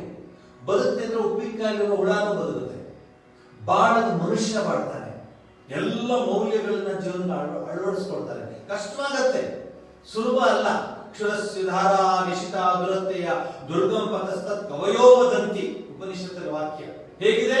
ಕ್ಷುರಸ್ಯುಧಾರ, ಕತ್ತಿಯ ಅಲಗದ ಮೇಲೆ ನಡೆದಾಗಿರ್ಬೇಕು. ಈ ಕಡೆ ಆದ್ರೂ ಕತ್ತು ಸೂಕ್ತ, ಆ ಕಡೆ ಅಷ್ಟು ಕಷ್ಟ ಈ ಒಂದು ಜೀವನ. ಅದನ್ನ ಕಶ್ಚಿತ್ ಧೀರ ಪ್ರತ್ಯೇಕಾತ್ಮ ಐಕ್ಷತ್ ಆವೃತ್ತ ಚಕ್ಷು ಅಮೃತತ್ವ ಇಚ್ಛ. ಒಬ್ಬ ಧೀರ ಮಾತ್ರ ನಡೆದು ಮುಂದೆ ಸಾಗ್ತಾನೆ. ಆ ಧೀರನೇ ಸ್ವಾಮಿ ವಿವೇಕಾನಂದರು. ಅವರ ಆಶೀರ್ವಾದದಿಂದ ಇವತ್ತು ನಿಮಗೆ ರಾಜಯೋಗದ ಬಗ್ಗೆ ಆರಂಭ ಮಾಡ್ತಾ ಇದ್ದೇನೆ. ಯೋಗ, ರಾಜಯೋಗ. ಯಾಕಪ್ಪ ಇದಕ್ಕೆ ಎಲ್ಲಾದ್ರೂ ಒಂದು ರಾಜಯೋಗ ಅಂತ ಹೆಸರು ಹಾಕೊಟ್ರು? ಇದರಲ್ಲಿ ರಾಜ ಅಂದ್ರೆ ರಾಯಲ್ ಅಂತ. ಭಕ್ತಿ ಯೋಗ ಬೇಡಿ, ಕರ್ಮಯೋಗ ಬೇಡಿ. ಈ ರಾಜಯೋಗದ ವಿಶೇಷತೆ ಏನಂದ್ರೆ, you are not going to search God outside. ಎಲ್ಲೂ ಹೊರಗಡೆ ಹೋಗಿ ಎಲ್ಲಿ ಅರಸುವೆ ನೀನು, ಓ ನನ್ನ ಕಿಂಕರನೆ ನಿನ್ನ ಬಳಿಯೇ ನಾನಿರುವೆ ಅನ್ನೋ ಹಾಡುತ್ತಾರೆ. ಎಲ್ಲ ಅರಸ್ತೀರ, ಎಲ್ಲ ಹುಡುಕ್ತೀರಾ, ನಿಮ್ಮ ಬಳಿಯಲ್ಲೇ, ನಿಮ್ಮಲ್ಲೇ ಇದ್ದೀನಿ. Rajyoga is one of the 4 classical schools of yoga alongside jnana, bhakti and karma, each offering a path to moksha or self-liberation or self-realization. In Sanskrit, Raja means king or royal, referring to the status of Raja Yoga as a royal path or principal form of yoga. Traditionally, Raja Yoga refers to both the goal of yoga and the method of attaining. As such, it is also considered to be a state of peace and contentment that arises from the sustained yoga and meditation practice. ಇದು ನಿಜವಾದ ರಾಜಯೋಗ. ಈ ರಾಜಯೋಗದಲ್ಲಿ ನಿಮಗೆ ಹೆಸರು ಯಾಕೆ ರಾಜಯೋಗ ಬಂತು ಅಂದ್ರೆ ಹೃದಯದಲ್ಲಿ ನಿನ್ನಲ್ಲೇ. ಅದಕ್ಕೆ ಸ್ವಾಮಿ ವಿವೇಕಾನಂದರ ಫೇಮಸ್ ಕೊಟೇಶನ್ ಏನಿದೆ, each soul is potentially divine. The goal is to manifest this divinity by controlling nature, external and internal. Do this either by karma, jnana, bhakti, yoga, either by one or by all. ಇನ್ನೊಂದು sentence ಹೇಳ್ತಾರೆ, scriptures, temples, churches are secondary, but secondary things. ಮೂಲ ಉದ್ದೇಶ, you are the ಶೃಣ್ವಂತ ವಿಶ್ವೇ ಅಮೃತಸ್ಯ ಪುತ್ರಾಃ ಆಯೇ ಧಾಮಾನಿ ದಿವ್ಯಾನಿ ತಸ್ತು ವೇದಾಹಮೇತಂ ಪುರುಷಂ ಮಹಾಂತಂ ಆದಿತ್ಯವರ್ಣಂ ತಮಸಃ ಪರಸ್ತಾತ್ ತಮೇವ ವಿದಿತ್ವಾ ಅತಿಮೃತ್ಯುಮೇತಿ ನಾನ್ಯಃ ಪಂಥ ವಿದ್ಯತೆ ಯನಾಯ ಉತ್ತಿಷ್ಠತ ಜಾಗ್ರತ ಪ್ರಾಪ್ಯ ವರಾನ್ನಿ ಬೋಧತ. ಶ್ವೇತಾಶ್ವತರ ಉಪನಿಷತ್ತು ಮತ್ತು ಕಠೋಪನಿಷತ್ತಿನ ಮಾತುಗಳನ್ನೇ ಇಲ್ಲಿ ಸೇರಿಸಿದ್ದಾರೆ. ಸ್ವಾಮಿ ವಿವೇಕಾನಂದರು ಇದನ್ನು ಅಮೆರಿಕದಲ್ಲೂ ಹೇಳ್ತಾರೆ, ಶೃಣ್ವಂತು ವಿಶ್ವೇ ಅಮೃತಸ್ಯ ಪುತ್ರ ಆಯೇ ಧಾಮಾನಿ ದಿವ್ಯಾನಿ. ಶ್ವೇತಾಶ್ವತರ ಉಪನಿಷತ್ತಿನ ವಾಕ್ಯಗಳು ನಮ್ಮ ಹುಡುಗರಿಗೆ ಗೊತ್ತಾ? ನಮ್ಮ ಯುವಕ ಯುವತಿಯರಿಗೆ ಈ ವಿಚಾರಗಳು ಗೊತ್ತಾ? ಕಂಪ್ಯೂಟರು ಕೆಲಸ, ನನಗೊಂದು ಕೆಲಸ ಬೇಕು, ನನಗೊಂದು ಕಂಪ್ಯೂಟರ್ ಬೇಕು, ನಾನೊಂದು ಕೆಲಸ ಮಾಡಬೇಕು, ಬದುಕಬೇಕು. ಬಾಳಕ್ಕೆ ಯಾರು ಇಚ್ಛೆ ಕೊಡೋದಿಲ್ಲ. ಆದರೆ ಇಂತಹ ಶ್ರೇಷ್ಠ ಮಹಾತ್ಮರು ತೋರಿಸ್ಕೊಂಡಿದ್ದಾರೆ, ಈ ಕಷ್ಟ ಜೀವನದಲ್ಲೂ ಬಾಳೋದನ್ನ ಕಲಿಯೋಣ, ಬಾಳೋದನ್ನ ಕಲಿಯೋಣ ಅಂತ ಹೇಳ್ತಾರೆ. ಭಾರತ ಇಂದಿಗೂ ಜೀವಂತವಾಗಿದೆ. ಭಾರತದ ಸಂಸ್ಕೃತಿ ಇಂದಿಗೂ ಜೀವಂತವಾಗಿದೆ. ಭಾರತದ ಪರಂಪರೆ ಇಂದಿಗೂ ಜೀವಂತವಾಗಿದೆ. ಆ ಸೂರ್ಯ ಚಂದ್ರ ತಾರಕ ನಕ್ಷತ್ರ ಇರೋರಿಗೆ ಈ ಪರಂಪರೆಗೆ, ಈ ಸಂಸ್ಕೃತಿಗೆ ಧಕ್ಕೆ ಬರೋದೇ ಇಲ್ಲ. ಎಲ್ಲಿವರೆಗೆ ನಿಮ್ಮಂತ ಭಕ್ತರು, ನಿಮ್ಮಂತ ಜ್ಞಾನಿಗಳು, ನಿಮ್ಮಂತ ಸಾಧಕರು ಇಂತಹ ಸತ್ಸಂಗಗಳಲ್ಲಿ ಭಾಗವಹಿಸಿ ಇದರ ಅನುಭವವನ್ನು ಪಡೀತೀರಾ. ಅನುಭವವನ್ನು ಪಡೆದವ ಮೇಲೆ ಅನುಭವ ಬರುತ್ತೆ. ಅನುಭವ ಮೊದಲು, ಅನುಭವ ಆಮೇಲೆ. ಆ ಒಂದು ದಾರಿಯೇ ರಾಜಯೋಗ. ಇಲ್ಲಿ ಸ್ವಾಮಿ ವಿವೇಕಾನಂದ ತಿಳಿಸಿದಾಗೆ ಅಷ್ಟಾಂಗ ಯೋಗ 8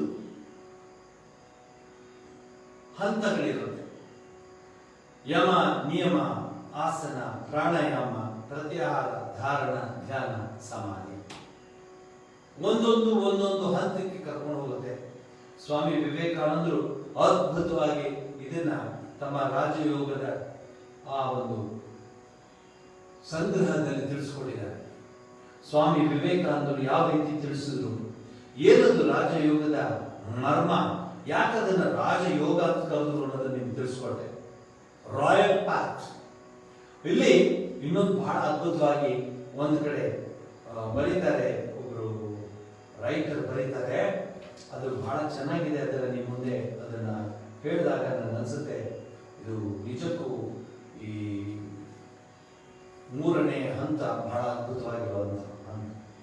The goal of life is to manifest the divinity within. ಇದು ಅಂಡರ್ಲೈನ್ ಮಾಡ್ಕೊಳ್ಳಿ. Manifest the divinity within. ಏಷ ಸರ್ವೇಷು ಭೂತೇಷು ಗೂಢ ಆತ್ಮ. ಏನು ಉಪನಿಷತ್ ವಾಕ್ಯ ಬರುತ್ತೆ, ಎಲ್ಲೆಡೆ ಇದ್ದಾನೆ, ಎಲ್ಲ ಹೃನ್ಮಂದಿರದಲ್ಲಿ ಇದ್ದಾನೆ ಆ ಪರಮಾತ್ಮ, ಆತ್ಮ ಎಲ್ಲರಲ್ಲೂ ಇದೆ. Within, by controlling nature external and internal. ಬಾಹ್ಯವಾಗಿ ಎಕ್ಸ್ಟ್ರೋವರ್ಟ್ ಆಗುವುದು ಅಥವಾ ಇಂಟರ್ನಲ್ ಎರಡನ್ನೂ ನಿಯಂತ್ರಿಸಿ.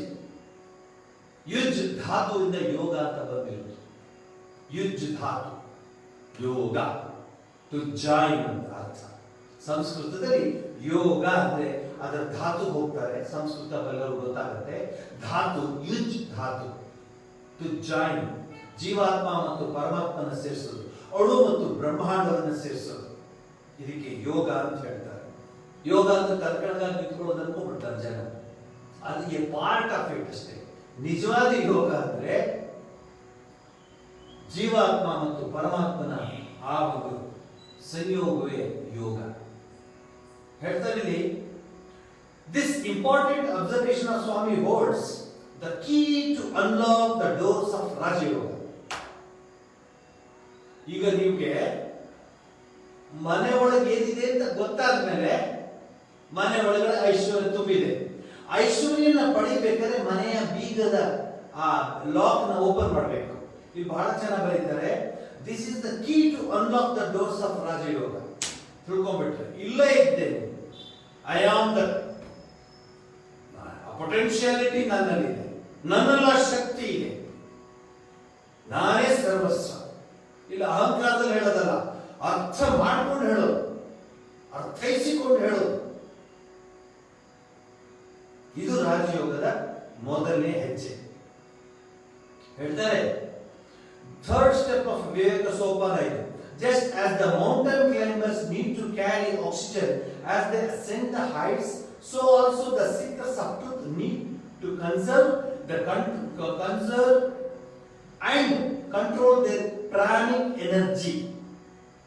ಪ್ರಾಣ ಶಕ್ತಿ ಸರಿಯಾದ ಭಾಷೆ. ಪ್ರಾಣಿಕ್ ಎನರ್ಜಿ ಇದು ಇಂಗ್ಲಿಷ್. ಪ್ರಾಣ ಶಕ್ತಿ to get deeper into the secrets of their very being. Without Raja Yoga, the control of working of mind, the ascent becomes almost impossible. Our great seers fully realized this and perfected the supreme technology of Raja Yoga. Today, it is acclaimed that all over the world as the most scientific technique for self-enlightenment. Technique and scientific. ಇಲ್ಲಿ ಯಾವ ರೀತಿಯ ಊಹಾಪೋಹ ಇಲ್ಲ, ಆದರೆ ಇಲ್ಲ, but ಇಲ್ಲ. Sure of reaching the self-realization status. ಬಹಳ ಚೆನ್ನಾಗಿ ಹೇಳ್ತಾರೆ ಈ ಪದ ನೋಡಿ. It is the surest scientific way to climb health, wealth and happiness that lie deep within us. Bank balance ಅಲ್ಲ, ಬ್ಯಾಂಕ್ ಬ್ಯಾಲೆನ್ಸ್ ಜಾಸ್ತಿ ಆದಷ್ಟು ನಿದ್ರೆ ಮಾತ್ರ ಜಾಸ್ತಿ ತಗೋತಾರೆ ಜನ. ಬ್ಯಾಂಕ್ ಬ್ಯಾಲೆನ್ಸ್ ಜಾಸ್ತಿ ಇದೆ ಅಂತ ಯಾರು ಮಲಗೋಕ್ ಹೋಗೋದಿಲ್ಲ, ಅವ್ರಿಗೆ ಭಯ. ಭರ್ತೃಹರಿ ನೀತಿ ಶತಕದಲ್ಲಿ ಬಹಳ ಚೆನ್ನಾಗಿ ಹೇಳ್ತಾರೆ, ವೈರಾಗ್ಯಮೇವ ಭಯಂ ಅಂತ ಕೊನೆ ಪದ ಉಪಯೋಗಿಸ್ತಾನೆ. ಮೊದಲು ಹೇಳ್ತಾನೆ ಭೋಗೇ ರೋಗ ಭಯ. ಎಷ್ಟು ತಗೊಂಡು, ಎಷ್ಟು ತಿಂದು, ಎಷ್ಟು ಕುಡಿದಾಡಿದ್ರು ಎಲ್ಲ ರೀತಿಯ ರೋಗ ಬರುತ್ತೆ. ಅಯ್ಯೋ ಅಷ್ಟು ತಗೋತಿದ್ದೆ, ಈಗ ತಗೊಳಕ್ಕಾಗಲ್ಲ, ಅಯ್ಯೋ ಅದನ್ನ ತಗೋತಿದ್ದೆ, ತಗೊಳಕ್ಕಾಗಲ್ಲ. ಭೋಗೇ ರೋಗ ಭಯ, ಮಾನೇ ದೈನ್ಯ ಭಯ. ಏನಾದ್ರು ದೊಡ್ಡ ದೊಡ್ಡದಂತ ಅಯ್ಯೋ ನನ್ಗೆ ಹೊಟ್ಟೋಗ್ಬಿಡುತ್ತಾ, ಅದು ಆ ಒಂದು ಕ್ರೆಡಿಟ್ ಹೊಟ್ಟೋಗ್ಬಿಡುತ್ತಾ, ಆ ಒಂದು ಪ್ರೊಡೆನ್ಷಿಯಲ್ ಇನ್ನೇನು ಹೊಟ್ಟೋಗ್ಬಿಡುತ್ತಾ ಅಂತ. ರೂಪೇ ಜರಾಯ ಭಯ. ಬಹಳ ರೂಪು ಅಂತ ಇದ್ರೆ ಅವ್ರು ಗೊತ್ತಾಗುತ್ತೆ, ಒಂದಲ್ಲ ಒಂದು ದಿವಸ ವಯಸ್ಸಾಗುತ್ತೆ, ಎಲ್ಲ ಏನೇನು ತೊಂದರೆ ಇದ್ರೆ ಎಲ್ಲ ಬರ್ತಿರುತ್ತೆ, ಅದು ಭಯವೇ. ಕೊನೆ ಹೇಳ್ತಾನೆ ಭುವಿಋಣ ವೈರಾಗ್ಯಮೇವ ಭಯ. ಎಲ್ಲ ಪ್ರಪಂಚದಲ್ಲಿ ಒಂದೇ ಒಂದು ಅಭಯ, ವೈರಾಗ್ಯಮೇವ ಭಯ. ಹಾಗೆ ಇದ್ಯಾಕೆ ಹೇಳ್ತೀನಿ ಅಂದ್ರೆ, ರಾಜಯೋಗ ಅನ್ನೋದೇ royal path, scientific, clear, sure and above all it is the path to enlightenment, technically perfect. A plus B plus C is equal to AB plus BC plus CA ಬಂದ್ಬಿಡ್ಬೇಕು. 2 + 2 4. ಅದು ಏನು ಡೌಟೇ ಇಲ್ಲ. 2 + 2 3 ಆಗಕ್ಕೆ ಸಾಧ್ಯ ಇಲ್ಲ, 2 + 2 2 ಆಗಕ್ಕೂ ಸಾಧ್ಯ ಇಲ್ಲ, 2 + 2 4. ಅಂಥ ಖಚಿತವಾದ ಒಂದು ಪಥ ರಾಜಯೋಗ. surest, perfect and scientific.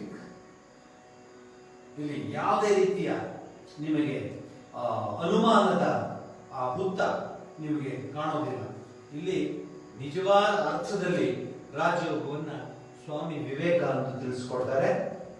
ಬಹಳ ಅದ್ಭುತವಾಗಿ ರಾಜಯೋಗವನ್ನು ತಿಳ್ಕೋಬೇಕು ಅನ್ನೋರು ಸ್ವಾಮಿ ವಿವೇಕಾನಂದರ ರಾಜಯೋಗದ ಇಂಟ್ರೊಡಕ್ಟರಿ ಅಥವಾ ಪೀಠಿಕೆಯನ್ನ ಓದಿದ್ರೆ ಸಾಕು, ರಾಜಯೋಗನ ಅರ್ಥ ಮಾಡ್ಕೊಂಡಂಗಾಗುತ್ತೆ. ಆಮೇಲೆ ಯಮ ನಿಯಮ ಇತ್ಯಾದಿ ಇತ್ಯಾದಿ ಅಷ್ಟಾಂಗ ಆಮೇಲೆ ತಿಳ್ಕೊಳ್ಳೋಣ. ಫಸ್ಟ್ ಯೋಗ ಅಂದ್ರೆ ಗೊತ್ತಾಗಬೇಕಲ್ಲ. ಅನೇಕ ಜನರಿಗೆ ಎಲ್ಲೋಗಿದ್ರೆ ಅವ್ರ ಕೈಯಲ್ಲಿ ಒಂದು ಟವಲ್ ಅಥವಾ ಕೈಯಲ್ಲಿ ಒಂದು ಆಸನ ಇಟ್ಕೊಂಡು ಹೋಗ್ತಾರೆ. ಎಲ್ಲೋಗಿದ್ರೆ ಯೋಗಕ್ಕೆ ಹೋಗಿದ್ದೆ. ಯೋಗಕ್ಕೂ ಏನು ಎಕ್ಸರ್ಸೈಸ್ ಅಲ್ಲ ಯೋಗ ಅಂದ್ರೆ. ಯೋಗ ಅಂದ್ರೆ to join the jivatma into paramatma, ಅದು ನಿಜವಾದ yoga. Not to keep your body perfect. ಅದೆಲ್ಲ ಬರುತ್ತೆ ಆಮೇಲೆ. ಯಮ ನಿಯಮಗೆಲ್ಲ ಬಂದಾಗ ನೀ ಎಷ್ಟೊತ್ತು ಕೂತ್ಕೊಳ್ತೀಯ ಅಂತ. ನಾವೆಲ್ಲ ಆಶ್ರಮಗಳಲ್ಲಿ ಕೂತ್ಕೊಳ್ತೇವೆ, ಇವತ್ತು ಕೂತ್ಕೊಳ್ತೇವೆ. ಶಿವರಾತ್ರಿ ದಿವಸ ರಾತ್ರಿ 9 ಮೊದಲನೇ ಜಾವದ ಪೂಜೆಗೆ ನಾವು ಕೂತ್ಕೊಂಡಾಗ ಬೆಳಗ್ಗೆ 5 ಗಂಟೆಗೆ ಮಂಗಳಾರತಿ ಆದಾಗ ಹೇಳ್ತಾ ಇದ್ದವು ಮೇಲಕ್ಕೆ. ನಂಬಲಿಲ್ಲ ಯಾರು. ಚಿಕ್ಕವರು ಈಗಲೇ ಕೂತ್ಕೊಳ್ಳಕ್ ಆಗ್ತದ, ನಂಬೋದಿಲ್ಲ. ಅದು ಯೋಗ ಮಾಡಿದ್ರೆ ಮಾತ್ರ ಗೊತ್ತಾಗುತ್ತೆ ಹೇಗೆ ಕೂತ್ಕೋಬಹುದು. ಅದಕ್ಕೆ ಸ್ವಾಮೀಜಿ ಹೇಳ್ತಾರೆ, ಪ್ರತಿಯೊಂದು ಆತ್ಮನಲ್ಲಿಯೂ ದಿವ್ಯತೆ ಹುದುಗಿರುವುದು. Each soul is potentially divine. ಈ ಶುದ್ಧವಾದ ದಿವ್ಯತೆಯನ್ನು ಬಾಹ್ಯ ಮತ್ತು ಆಂತರಿಕ ಪ್ರಕೃತಿಯ ನಿಗ್ರಹದಿಂದ ವ್ಯಕ್ತಪಡಿಸುವುದೇ ಜೀವನದ goal is to manifest this divinity by controlling nature external and internal. ಇದನ್ನು ಕರ್ಮಯೋಗದಿಂದಾಗಲಿ, ಭಕ್ತಿ ಯೋಗದಿಂದಾಗಲಿ, ರಾಜಯೋಗದಿಂದಾಗಲಿ, ಜ್ಞಾನ ಯೋಗದಿಂದಾಗಲಿ, ಯಾವುದಾದರೂ ಒಂದು ಮಾರ್ಗದಿಂದ ಅಥವಾ ಎಲ್ಲಾ ಮಾರ್ಗಗಳ ಸಂಯೋಗದಿಂದ ಆಗಲಿ ಸಾಧಿಸಿ ಮುಕ್ತರಾಗಿ. Each soul is potentially divine. The goal is to manifest this divinity by controlling nature, external and internal.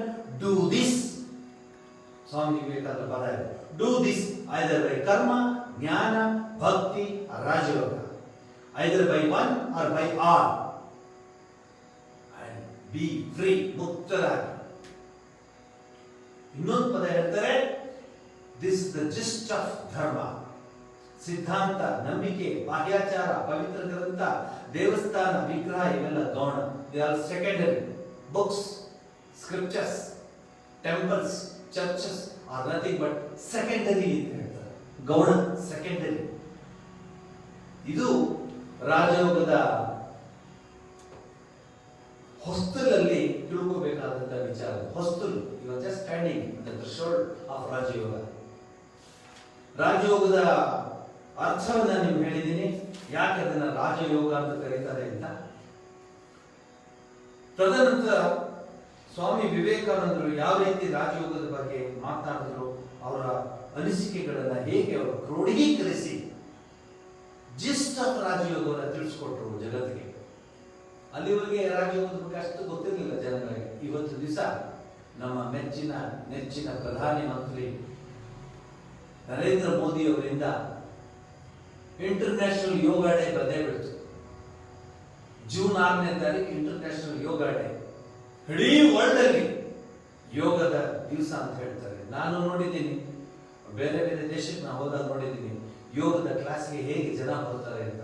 ನಮ್ಮ ದೇಶದಲ್ಲಿ ಅದರ ಮೇಲೆ ಇನ್ನೂ ತಾತ್ಸಾರ ಇದೆ. ಆದರೆ ನಮ್ಮ ಯೋಗಿಗಳು, ಯೋಗ ಪುರುಷರು ಹೇಗೆ ಕೂತ್ಕೋತಾ ಇದ್ದಾರೆ. ಜಿನ ಋಷಿಗಳು ಅಂದ್ರೆ ಜೈನ ಮುನಿಗಳು ಹೇಗೆ ಕೂತ್ಕೋತಾ ಇದ್ರು, ಎಲ್ಲ ಯೋಗಿಗಳೇ. ಹೇಗೆ ಅವರು ತಪಸ್ ಮಾಡ್ತಾ ಇದ್ರು. ನಮ್ಮ ಜ್ಞಾನವೆಲ್ಲ ಅನುಭವವನ್ನ ಆಧರಿಸಿದೆ. ನಾನು ಎಷ್ಟೇ ಉಪ್ಪಿನ ಮೇಲೆ 2 ಗಂಟೆ ನಾನು ಉಪನ್ಯಾಸ ಕೊಟ್ಟರು, ಒಂದು ಚುರುಕು, ಒಂದು ಚೂರು ಉಪ್ಪನ್ನ ನಾಲಿಗೆ ಮೇಲೆ ಇಟ್ಟಾಗ ಗೊತ್ತಾಗುತ್ತೆ ಉಪ್ಪು ಅಂತ. ಅನುಭವವನ್ನ ಆಧರಿಸಿದೆ. ರಸಗುಲ್ಲ ತಿಂದ್ರೆ ಹೇಗಿರುತ್ತೆ ಗೊತ್ತಾ, ಅದು ನಾಳೆ ಬೆಳಗ್ಗೆವರೆಗೆ ನಾನು ನಿಮ್ಗೆ ಎಕ್ಸ್ಪ್ಲೇನ್ ಮಾಡಿದ್ರು ಪ್ರಯೋಜನ ಆಗಲ್ಲ. ಅದ್ರ ಬದಲು ರಸಗುಲ್ಲ ತಂದು ಎಲ್ರಿಗೂ ಹಂಚ್ಬಿಟ್ಟು ತಿನ್ನಿ ಅಂತ ಹೇಳಿ ತಿಂದ್ಮೇಲೆ ಹೇಗಿತ್ತು ಅಂದ್ರೆ ಒಬ್ಬೊಬ್ಬನ ಎಕ್ಸ್ಪ್ಲೇನ್ ಮಾಡ್ತಾ ಬರ್ತಾನೆ. ಸೊ ಅನುಭವದ ಮೇಲೆ ನಮ್ಮ ಜ್ಞಾನವೆಲ್ಲ ಇದೆ. ಅನುಭವವಿಲ್ಲದೆ ಜ್ಞಾನವಿಲ್ಲ. ಅನುಭವ ಮಂಟಪ ಇದೆ. ವೀರಶೈವ ಸಾಧುಗಳು, ವೀರಶೈವ ಮುನಿಗಳು, ಸಾಧಕರು, ಶರಣರು ಅನುಭವ ಮಂಟಪ ಅಂತ ಮಾಡಿಕೊಂಡಿದ್ರು. ಅಲ್ಲಿ ವಿಚಾರಗಳನ್ನ ಮತ್ತೊಬ್ರು ಚಿಂತನ ಮಂಥನ ಮಾಡ್ತಾ ಇದ್ರು. ಆ ಅನುಭವ ಮಂಟಪಕ್ಕೆ ಅಕ್ಕ ನಡ್ಕೊಂಡು ಬಂದಾಗ ದೊಡ್ಡ ಶರಣರೆಲ್ಲ ಹೆಂಗ್ಸ್ ಒಳಗೆ ಬರ್ಬಿಟ್ಲಲ್ಲ ಅಂತ ಹೇಳ್ತಾರೆ. ಆಗ ಅವ್ರು ಹೇಳ್ತಾಳೆ, ಏನಪ್ಪ ಇಷ್ಟಾದ್ರೂ ನಿಮ್ಗೆ ಅರ್ಥವಾಗಿಲ್ವಾ ಜೀವನ ಅಂದ್ರೆ ಏನು ಅಂತ ಹೇಳಿ ಅಲ್ಲಿ ವರ್ಣಿಸ್ತಾಳೆ ದೇಹದ ಬಗ್ಗೆ. ಅನುಭವ ಮಂಟಪದಲ್ಲಿ ಜಿಜ್ಞಾಸೆ ಇರುತ್ತೆ, ಮಾತನಾಡ್ತಿರ್ತಾರೆ, ವಿಚಾರಗಳನ್ನು ತಿಳ್ಕೊಳ್ಳೋಕೆ. ಅದು ಅನುಭವ ಮಂಟಪ. ನಮ್ಮ ಜೀವನದಲ್ಲಿ ಅನುಭವವೇ ನಮ್ಮ ಜ್ಞಾನ.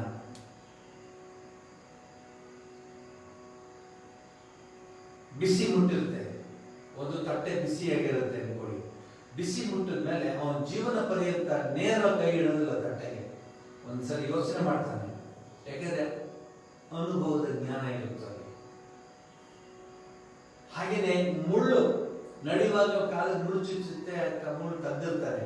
ಯಾವಾಗಲೂ ಆ ಹುಲ್ ಮೇಲೆ ನಡೆದಾಗ ಅವನ ಮನಸ್ಸೆಲ್ಲ ಕೇಂದ್ರೀಕೃತವಾಗುತ್ತೆ, ಎಲ್ಲಿ ಮುಳ್ಳು ಚುಚ್ಚುತ್ತೆ ಕೇರ್ಫುಲ್ ಆಗಿ ನಡೀತಾನೆ. ಅವ್ನು ಗೊತ್ತೇ ಆಗಿರಲ್ಲ, ಅದರ ಅನುಭವದ ಜ್ಞಾನದಿಂದ ಅವನ ಕಾಲು ಮುಳ್ಳು ಇಲ್ಲದಿರೋ ಕಡೆ ಕಾಲು ಇಟ್ಕೊಂಡು ನಡ್ಕೊಂಡು ಮುಂದಕ್ಕೆ ಹೋಗ್ತಾನೆ. ಬಹಳ ಚೆನ್ನಾಗಿ ಹೇಳಿದ್ದಾರೆ, ಅದನ್ನ ನಿಮ್ಗೆ ಓದಿ ಹೇಳಿದ್ದೀನಿ. ಈ ರಾಜಯೋಗ ಅಂದ್ರೆ ಹೇಗಂದ್ರೆ, ಮೌಂಟ್ ಎವರೆಸ್ಟ್ ಹತ್ತುತ್ತಾ ಇರುವಾಗ ಮಧ್ಯದಲ್ಲಿ ಆಕ್ಸಿಜನ್ ಬೇಕು ಅವರಿಗೆ, ಆಕ್ಸಿಜನ್ ಸಿಲಿಂಡರ್ ಇಟ್ಕೊಂಡಿರ್ತಾರೆ. ಹಾಗೆ ಈ ಸಾಧನೆಯ ಉತ್ತುಂಗ ಶಿಖರಕ್ಕೆ ಏರುವಾಗ ಪ್ರಾಣಶಕ್ತಿ ವೃದ್ಧಿ ಮಾಡಿಕೊಳ್ಳುವಂತಹ ಒಂದು ದಾರಿ, ಒಂದು ಮಾರ್ಗ, ಒಂದು ಪಥ, ಒಂದು ನಡೆ ರಾಜಯೋಗ. ಸ್ವಾಮಿ ವಿವೇಕಾನಂದ್ರೆ ಅದಕ್ಕೊಂದು ಮಹಾನ್ ಉದಾಹರಣೆ. ನೈನಂಚಿಂದಂತಿ ಶಸ್ತ್ರಾಣಿ ನೈನಂತಹತಿ ಪಾವಕ ನಕ್ಲೇದಂತಿ ಆಪು ನಶೋಷತಿ ಮಾರುತ ಅಂತ ಹೇಳುವಾಗ ಈ ದೇಹ ನಂದಲ್ಲ, ಅದನ್ನು ಹೇಳ್ಬೋದು. ಆದರೆ ದೇಹವನ್ನ ಒಂದು ಸಣ್ಣ ಸೊಳ್ಳೆ ಕೂದಿಸ ಪಟ್ಟಂತಲ್ಲೇ ಸಾಯಿಸ್ಬೇಕು. ನಮಗೆ ದೇಹದ ಮೇಲೆ ಎಷ್ಟು ಅಲರ್ಟ್ನೆಸ್ ಇದೆ ಅನ್ನೋದು ನೋಡಿ. ಬುದ್ಧನ ತೆಗೆದುಕೊಳ್ಳಿ, ಕೂತ್ಕೊಂಡ ಜೀವಿಷ್ಯಾಮಿ ಯಾ ಮನುಷ್ಯಾಮಿ, ಬದುಕಬಹುದು ಆದ್ರೆ ನಾನು ಸಾಯ್ಬೋದು, ಆದ್ರೆ ಇಲ್ಲಿ ಸಾಕ್ಷಾತ್ಕಾರ ಆದವರಿಗೆ ನಾ ಇಲ್ಲಿಂದ ಮೇಲೆ ಹೇಳಲ್ಲ ಅಂತ ಕೂತ್ಕೊಳ್ತಾರ. ಅಂತಹ ದೃಢ ನಿರ್ಧಾರ ಬೇಕಂದ್ರೆ ಯೋಗಿಗಳಿಗೆ ಸಾಧ್ಯ, ಸಿದ್ಧ ಯೋಗಿಗಳಿಗೆ ಸಾಧ್ಯ. 3000 ಮಠದ ಯೋಗಿಗಳು ಆರಂಭದಲ್ಲಿ ಸಿದ್ಧಾರೂಢರು, ಅವರ ಜೀವನವನ್ನು ಓದ್ತಾ ಗೊತ್ತಾಗುತ್ತೆ. ಆ ಯೋಗಿ ಆ ಹುಬ್ಳಿನಲ್ಲಿ 3000 ಮಠವನ್ನು ಸ್ಥಾಪನೆ ಮಾಡಿದ ಮಠವನ್ನು ಮುಂದುವರಿಸಿಕೊಂಡು ಹೋಗ್ತಿರುತ್ತಾ ಯೋಗಿಗೆ ಅಲ್ಲಿಯ ಜನಗಳೆಲ್ಲ ಇವನು ಬಂದ್ಬಿಟ್ಟಿದ್ದಾನೆ, ಅಲ್ಲಿ ಬೇರೆಯವರೆಲ್ಲ ಅಯ್ಯೋ ನಮಗೆ ರೇಟ್ ಕಡಿಮೆ ಆಗ್ಬಿಡುತ್ತೆ, ನಮಗೆ ಗೌರವ ಕಡಿಮೆ ಆಗುತ್ತೆ ಅಂತ ಹೇಳಿ ಯೋಗಿ ಧ್ಯಾನಕ್ಕೆ ಕೂತ್ಕೊಳ್ತಾ ಇರ್ತಾನೆ. ಕೂತ್ಕೊಂಡಿದ್ದಾಗ ಸುಡ್ತಿರೋ ಕೆಂಡವನ್ನ, ಈಜಿನ ಕೆಂಡ ಸುಡ್ತಾ ಇರ್ತದೆ, ಅದನ್ನು ತಗ್ಗಿಸಿ ಬಿಸಾಕ್ತಾರೆ ಅವ್ರಿಗೆ, ಅವ್ರ ಮೇಲೆ. ಅವ್ರಿಗೇನೇನೂ ಆಗಲ್ಲ, ಯಾಕಂದ್ರೆ ಯೋಗಿಗಳವರು. ನಾನು ನಿಮಗೆ ಪುರಾಣದಿಂದ ಕಥೆಯಿಂದ ಹೇಳ್ತಿಲ್ಲ, ನಡೆದ ಘಟನೆಗಳಿಂದ ಹೇಳ್ತಾ ಇದ್ದೀನಿ. ಇಂತಹ ಯೋಗಿಗಳು ಈಗಲೂ ಇದ್ದಾರೆ ಹಿಮಾಲಯದಲ್ಲಿ, ವಿಂಧ್ಯ ಪರ್ವತದಲ್ಲಿ ಮತ್ತು ದಕ್ಷಿಣದ ಈ ಪಶ್ಚಿಮ ಘಟ್ಟ, ಪೂರ್ವ ಘಟ್ಟದಲ್ಲಿ ಒಂದೊಂದು ಕಡೆ ಇದ್ದಾರೆ ಅಂತ ಯೋಗಿಗಳು, ಯೋಗೀಶ್ವರರು. ಎಲ್ಲಿ ನಾವು ವಿಶೇಷದಿಂದ ಸಾಮಾನ್ಯಕ್ಕೆ ಹೋಗುವೆವೋ ಅಥವಾ ಸಾಮಾನ್ಯದಿಂದ ವಿಶೇಷಕ್ಕೆ ಬರುವುದೋ ಅದಕ್ಕೆಲ್ಲ ಅನುಭವವೇ ತಳಹದಿಯಾಗಿದೆ. ನಿಶ್ಚಿತವಾದ ವೈಜ್ಞಾನಿಕ ಶಾಸ್ತ್ರಗಳಲ್ಲಿ ಜನರಿಗೆ ಸತ್ಯವು ಸುಲಭವಾಗಿ ಕಾಣುವುದು, ಏಕೆಂದರೆ ಅದು ಪ್ರತಿಯೊಬ್ಬ ಮಾನವನ ಪ್ರತ್ಯೇಕ ಅನುಭವದೊಂದಿಗೆ ತಾಳೆ ಹೊಂದುತ್ತದೆ. ಸೂರ್ಯನ ನೋಡಿದ್ದೀವಿ, ಹೌದು, ಎಷ್ಟು ವರ್ಣಿಸಿದ್ರು ನೋಡಿದ್ದೀವಿ, ನಾವು ಹೇಳ್ತೀವಿ, ಒಪ್ಕೊಂಡ್ಬಿಡ್ತೀವಿ. ಅಲ್ಲಿ ವಾದ ವಿವಾದ ಬರಲ್ಲ. ಒಬ್ಬ ಕುರುಡನಿಗೆ ನಾವು ಸೂರ್ಯನ ಎಕ್ಸ್ಪ್ಲೇನ್ ಮಾಡಿದಷ್ಟು ಅವನಿಗೆ ಏನು ಗೊತ್ತಾಗಲ್ಲ, ಹೌದು ಅಂತ ಹೇಳ್ತಾರೆ, ಅನುಭವ ಇಲ್ಲ, ಬರೀ ಶ್ರವಣ ಕೇಳ್ತಾನಷ್ಟೇ. ಆದ್ರೆ ಇಲ್ಲಿ ನೋಡ್ತಾನೆ, ಅನುಭವ ಪಡಿತಾನೆ, ಸೂರ್ಯ ಗೊತ್ತಾಗ್ತದೆ. ಯಾವುದನ್ನು ನಂಬಬೇಕೆಂದು ವಿಜ್ಞಾನಿ ಹೇಳುವುದಿಲ್ಲ, ಆದರೆ ತನ್ನ ಸ್ವಂತ ಅನುಭವ ಮತ್ತು ವಿಚಾರದ ಪರಿಣಾಮವಾಗಿ ಅವನಿಗೆ ಕೆಲವು ಫಲಿತಾಂಶಗಳು ಗೊತ್ತಿವೆ. ಬಹಳ ಚೆನ್ನಾಗಿದೆ ಈ ವಿಚಾರ. ಇದು ಗಂಟೆ ಮಾತಾಡ್ಬೋದು ಈ ವಿಚಾರದ ಮೇಲೆ. ನೀವು ಜ್ಞಾಪಕ ಇರಲಿ, ಆಲ್ಬರ್ಟ್ ಐನ್ಸ್ಟೀನ್ ಅವನು ಪ್ರಯೋಗಶಾಲೆಗೆ ಹೋಗಲಿಲ್ಲ. He never visited any laboratory. Only just E is equal to mc squared. He just started writing that. ಅವನು ಬರೆದು ಆ ಒಂದು ಅನುಭವ ಅವನಿಗೆ ಅರ್ಥವಾಗಿದೆ. E is equal to mc squared ಅದನ್ನು ತಗೊಂಡು ಹಾಗೆ ಕ್ಯಾಲ್ಕುಲೇಟ್ ಮಾಡ್ಕೊಂಡು ಹೋಗಿ ನೊಬೆಲ್ ಪ್ರೈಸ್ ಬಂತು. But he never went to any laboratory. ಏನೇನು, ಯಾಕೆಂದ್ರೆ ಮನಸ್ಸಿನಲ್ಲಿ ಅನುಭವ ಪಡ್ಕೊಂಡ್ಬಿಟ್ಟ ಅವನು. Energy, mass, E is equal to mc squared ತಗೊಂಡು ಅನುಭವದನ್ನ ಬರ್ಕೊಂಡು ಬಂದ. ನೀವು ಓದಿದ್ರೆ ಅವ್ರ ಲೈಫಲ್ಲಿ ನಿಮ್ಗೆ ಗೊತ್ತಾಗುತ್ತೆ. He never ever went to any laboratory, only paper works, because what was here he started putting there. ಇದನ್ನ ಸ್ವಾಮೀಜಿ ಬಹಳ ಚೆನ್ನಾಗಿ ಹೇಳ್ತಾರೆ. ತನ್ನ ಸ್ವಂತ ಅನುಭವದ ಮತ್ತು ವಿಚಾರದ ಪರಿಣಾಮವಾಗಿ ಕೆಲವು ಫಲಿತಾಂಶಗಳು ಗೊತ್ತಾಗುತ್ತೆ. ತನ್ನ ನಿರ್ಣಯಗಳನ್ನು ನಾವು ನಂಬಬೇಕೆಂದು ಅವನು ಹೇಳಿದಾಗ ಮಾನವ ಕೋಟಿಯ ಕೆಲವು ಸಾರ್ವತ್ರಿಕ ಅನುಭವಗಳನ್ನು ನಾವು ತಾಳೆ ಹೊಂದುತ್ತವೆ ಎಂಬುದನ್ನು ಪರಿಶೀಲಿಸಬೇಕೆಂದು ಹೇಳ್ತಾನೆ. ಪ್ರತಿಯೊಂದು ಖಚಿತವಾದ ವಿಜ್ಞಾನಕ್ಕೂ ಇಡೀ ಮಾನವ ಕೋಟಿಗೂ ಸಮಾನವಾದ ಒಂದು ತಳಹದಿ ಇದೆ. ಆದ ಕಾರಣ ಅವುಗಳಿಂದ ಬಂದ ನಿರ್ಣಯ ಸರಿಯೋ ತಪ್ಪು ಎಂಬುದು ತಕ್ಷಣವೇ ನೋಡಬಹುದು. ಹಾಲು ಬೆಳ್ಳಗಿದೆ, ನಾನು ಏನು ಹೊರಡಿಸ್ಬೇಕಾಗಿಲ್ಲ, ಒಂದು ಲೋಟ ಹಾಲು ಇಟ್ಟು ಗೊತ್ತಾಗುತ್ತೆ. ಈ ಅನುಭವ ಪ್ರಪಂಚದ ಯಾವ ಮೂಲೆಗೆ ಹೋದ್ರು ಹಾಲು ಬೆಳಗ್ಗೆ ಇರೋದು ಅನುಭವ ಆಗ್ಬಿಟ್ಟಿರುತ್ತೆ ಆ ಮನುಷ್ಯನಿಗೆ. ಹೀಗೆ ರಾಜಯೋಗದ ಅರ್ಥ ಏನಂದ್ರೆ technically, scientifically and spiritually he will grow like anything. One who has just accepted this path. Ramana ಮಹರ್ಷಿಗಳು ಒಂದು ಉದಾಹರಣೆ ಕೊಡಬಹುದು. ಅವರು ರಮಣಾಶ್ರಮದಿಂದ ಹೊರಗಡೆ ಬರಲಿಲ್ಲ, ಪ್ರಪಂಚ ರಮಣಾಶ್ರಮಕ್ಕೆ ಬರುವಾಗ ಮಾಡಿಕೊಂಡ್ರು. The whole world came to his holy lotus feet. He never went outside from his ರಮಣಾಶ್ರಮ. ನೋಡಿ ಅವ್ರ ಜೀವನವನ್ನ. ಅರುಣಾಚಲೇಶ್ವರನ ಕೆಳಗಡೆ ಆ ಒಂದು ಗುಹೆಯಲ್ಲಿ ಕೂತ್ಕೋತಾ ಇದ್ರು. ಆ ಊಟಕ್ಕೂ ಇಲ್ಲ, ಏನಿರಲಿಲ್ಲ. ಅರುಣಾಚಲೇಶ್ವರನ ಅಭಿಷೇಕದ ಅರಿಶಿಣದ ನೀರನ್ನ ಕುಡ್ಕೊಂಡು ಬದುಕೊಂಡಿದ್ರು ಯೋಗಿಗಳು. ಅವ್ರಿಗೆ ಆ ಶಕ್ತಿ ಇತ್ತು. ನಾವೆಲ್ಲ ಊಟ ಮಾಡಿ ಎಲ್ಲ ವಿಟಮಿನ್ಸ್ ತಗೊಂಡು, ಜಿಂಕ್ ತಗೊಂಡು, ವಿಟಮಿನ್ಸ್ ತಗೊಂಡು, ಏನೇನ್ ಬೇಕು ಎಲ್ಲ ತಗೊಂಡಿದ್ರು ಪುಸ್ತಕ. ಯಾಕೆ? ಮನಃಶಕ್ತಿ ಅಂತಃಶಕ್ತಿ ಏನೂ ಇಲ್ಲ. ನಾವು ಮನಃಶಕ್ತಿಗೂ ಅಂತಃಶಕ್ತಿಗೂ ಆ ಒಂದು ಕನೆಕ್ಷನ್ ಉಂಟು. ಸ್ವಾಮಿ ವಿವೇಕಾನಂದರು ಇಲ್ಲಿ ಮತ್ತೊಂದು ಪದವನ್ನು ಉಪಯೋಗಿಸ್ತಾರೆ, ಶ್ರದ್ಧೆ ಅನ್ನೋದನ್ನು ಉಪಯೋಗಿಸ್ತಾರೆ. ಶ್ರದ್ಧೆ ಎಲ್ಲಿದೆಯೋ ಅಲ್ಲಿ ದೊರೆಯುವೆ ನಾನು. ಆ ಕಾಡು ಮನುಷ್ಯ ಅವನು ದಿನ ಬೇಟೆ ಆಡ್ಕೊಂಡಿದ್ದ. ಲೇ ನಾರ್ದ ಪಾಪ ಬರ, ಯಾಕಯ್ಯ ಸುಮ್ಮನೆ ಹಿಂಗೆ ಬಾಣ ಬಿಟ್ಕೊಂಡು ಬೇಟೆ ಆಡ್ಕೊಂಡಿದ್ಯಾ? ನೀನು ಪರಮಾತ್ಮನ ರಾಮನಾಮವನ್ನು ಹೇಳು, ರಾಮನಾಮವನ್ನು ಹೇಳು, ನೀನು ಒಳ್ಳೇದಾಗುತ್ತೆ. ಅವನು ಹೇಳ್ತಾನೆ ರಾಮನ ಹೇಳೋಕೆ ಆಗ್ತಿಲ್ಲ ಅವನಿಗೆ. ಕೊನೆಗೆ ನಾರದ ವರ್ಷಗಳಿಗೆ ರಾಮ ಅಂತ ಹೇಳ್ಸೋದು ಹೆಂಗಪ್ಪ ಅಂದ್ಬಿಟ್ಟು ಅದೇ ಅದು ಅಂತಾನೆ. ಅದ ಮರ, ಹಂಗೆ ಹೇಳ್ಕೊಡೋದು ನೀನು ಮರ. ವಾಲ್ಮೀಕಿ ಮಹರ್ಷಿಗಳಾಗ್ಬಿಡ್ತಾರೆ. ರಾಮಾಯಣವನ್ನು ಬರೆದ ವಾಲ್ಮೀಕಿ ಮಹರ್ಷಿಗಳಾಗ್ಬಿಡ್ತಾರೆ. ಅದರ ಅರ್ಥ ಏನಂದ್ರೆ ಶ್ರದ್ಧೆ ಎಲ್ಲಿದೆಯೋ ಅಲ್ಲಿ ದೊರೆಯುವೆ ನಾನು. ಸಾಧಾರಣವಾಗಿ ಜಗತ್ತಿನಲ್ಲಿರುವ ಧರ್ಮಗಳು ಶ್ರದ್ಧೆಯನ್ನು ಅವಲಂಬಿಸಿದೆ. ಶ್ರದ್ಧೆ ಮತ್ತು ನಂಬಿಕೆ ಥಿನ್ ಲೈನ್ ಇದೆ. ಶ್ರದ್ಧೆ ಇದ್ರೆ ನಂಬಿಕೆ ಇರುತ್ತೆ, ನಂಬಿಕೆ ಇದ್ರೆ ಶ್ರದ್ಧೆ ಬರುತ್ತೆ. ಬಹಳ ಚೆನ್ನಾಗಿದೆ ಆ ಪದಗಳೆಲ್ಲ. ಇದು ಸಂಸ್ಕೃತದಲ್ಲಿ ಈ ಪದಗಳನ್ನ ವಿವರಿಸದೆ ಒಂದು ಆನಂದವಾಗ್ಬಿಡುತ್ತೆ. ಶ್ರದ್ಧೆ, ನಂಬಿಕೆ, ಫೇತ್ ಅಂತ ಹೇಳ್ಬೋದು, ಬಿಲೀಫ್ ಅಂತ ಹೇಳ್ತಾರೆ.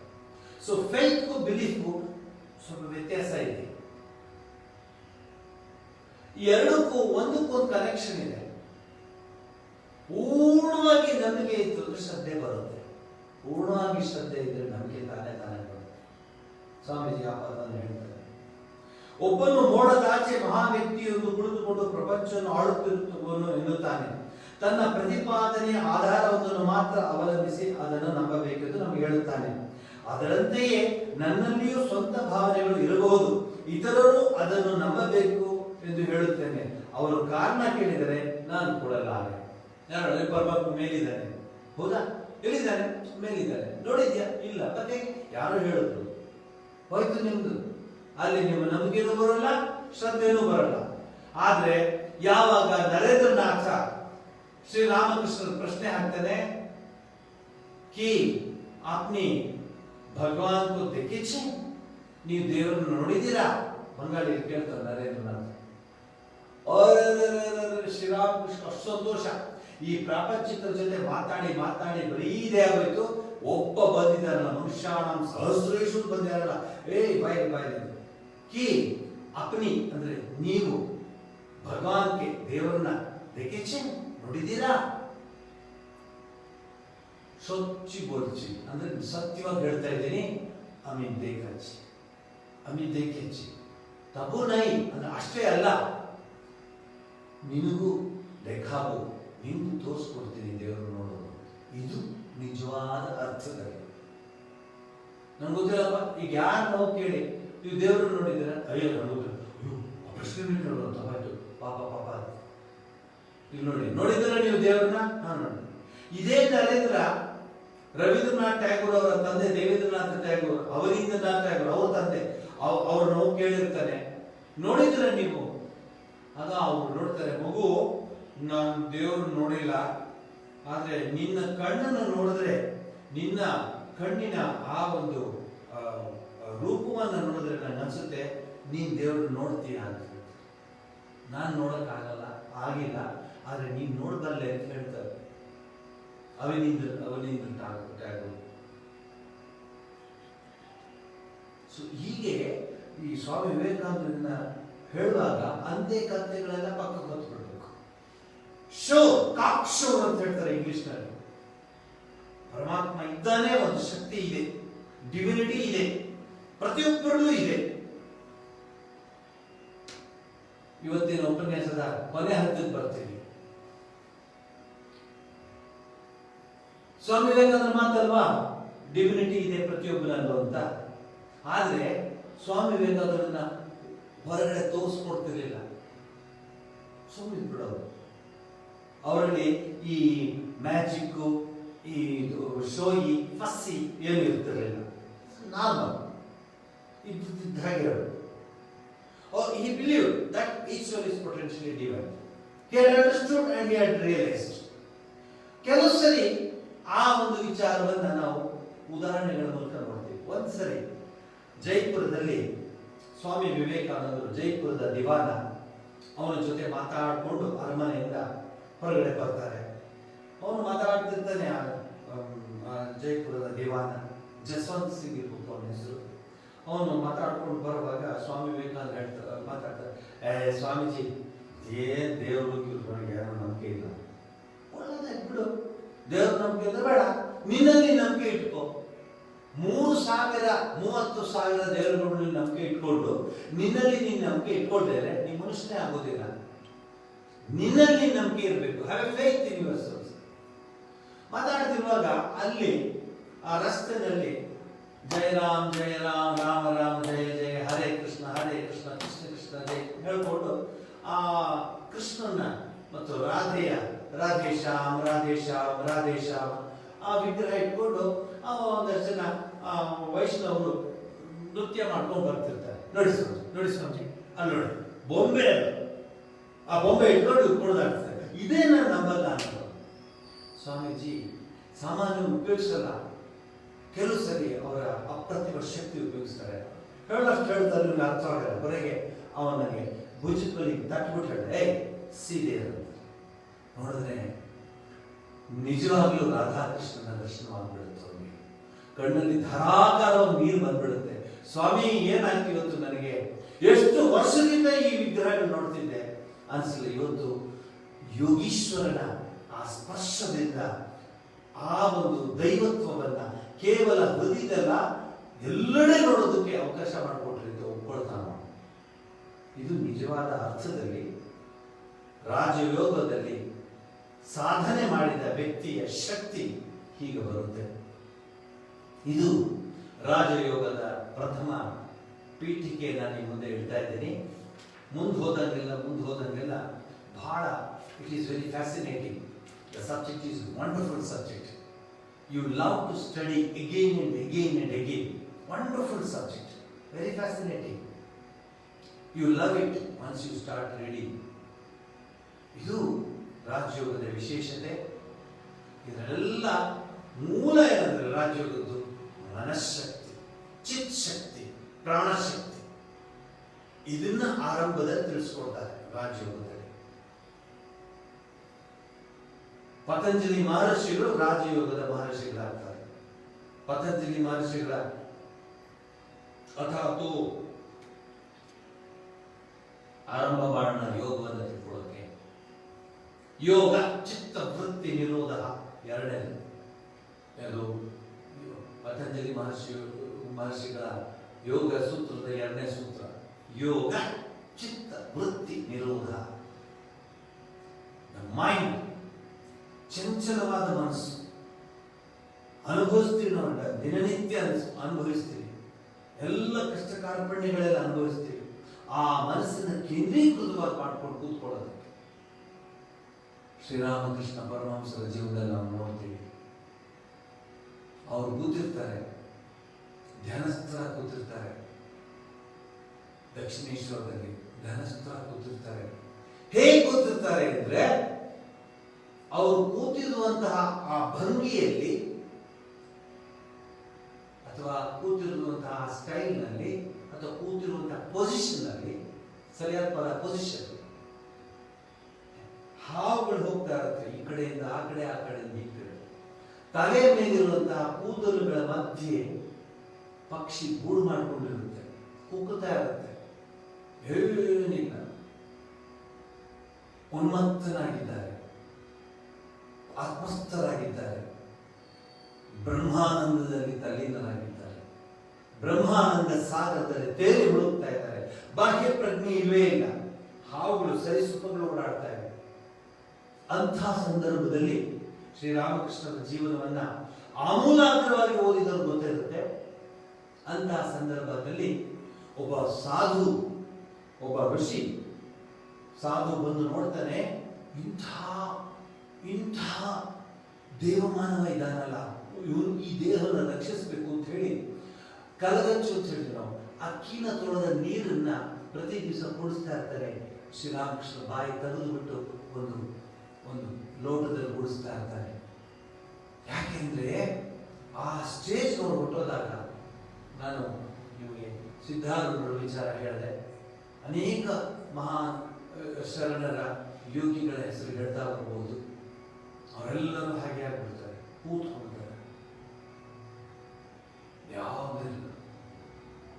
ಗುರು ರಾಘವೇಂದ್ರರ ಸಾನ್ನಿಧ್ಯದಲ್ಲಿ ಮೊನ್ನೆ ರಾಯಚೂರು ಪ್ರವಾಹದ ಕೆಲಸಕ್ಕೆ ಹೋಗಿದ್ದೆ ಕಳೆದ 4-5 ದಿವಸದಿಂದ.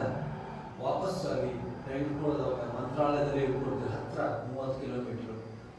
ಅಲ್ಲಿ ಕೂತ್ಕೊಂಡಾಗ ಆ ಪರಿಸರದಲ್ಲಿದ್ದಾಗ ನಮ್ಗೆ ಗೊತ್ತಿಲ್ಲದೇನೆ ಜಪಕ್ಕೆ ಮನಸ್ಸು ಹೊರಟೋಗ್ಬಿಡುತ್ತೆ. ಹೇಗೆ ದಕ್ಷಿಣೇಶ್ವರಕ್ಕೆ ಹೋದಾಗ ಮನಸ್ಸು ತಾನೇ ಜಪಕ್ಕೆ ಹೊರಟೋಗ್ಬಿಡುತ್ತೋ, ಹೇಗೆ ಬೇಲೂರು ಮಠದಲ್ಲಿ ಹೋದಾಗ ಮನಸ್ಸು ತಾನೇ ಆಗಿ ಪ್ರಾರ್ಥನೆ ಹೊರಟೋಗ್ಬಿಡುತ್ತೋ, ಜಪಕ್ಕೆ ಧ್ಯಾನ ಹೊರಟೋಗುತ್ತೋ, ಹಾಗೆ ಇದು ಜೀವಂತ ಜ್ವಲಂತ ಸಾಕ್ಷಿ.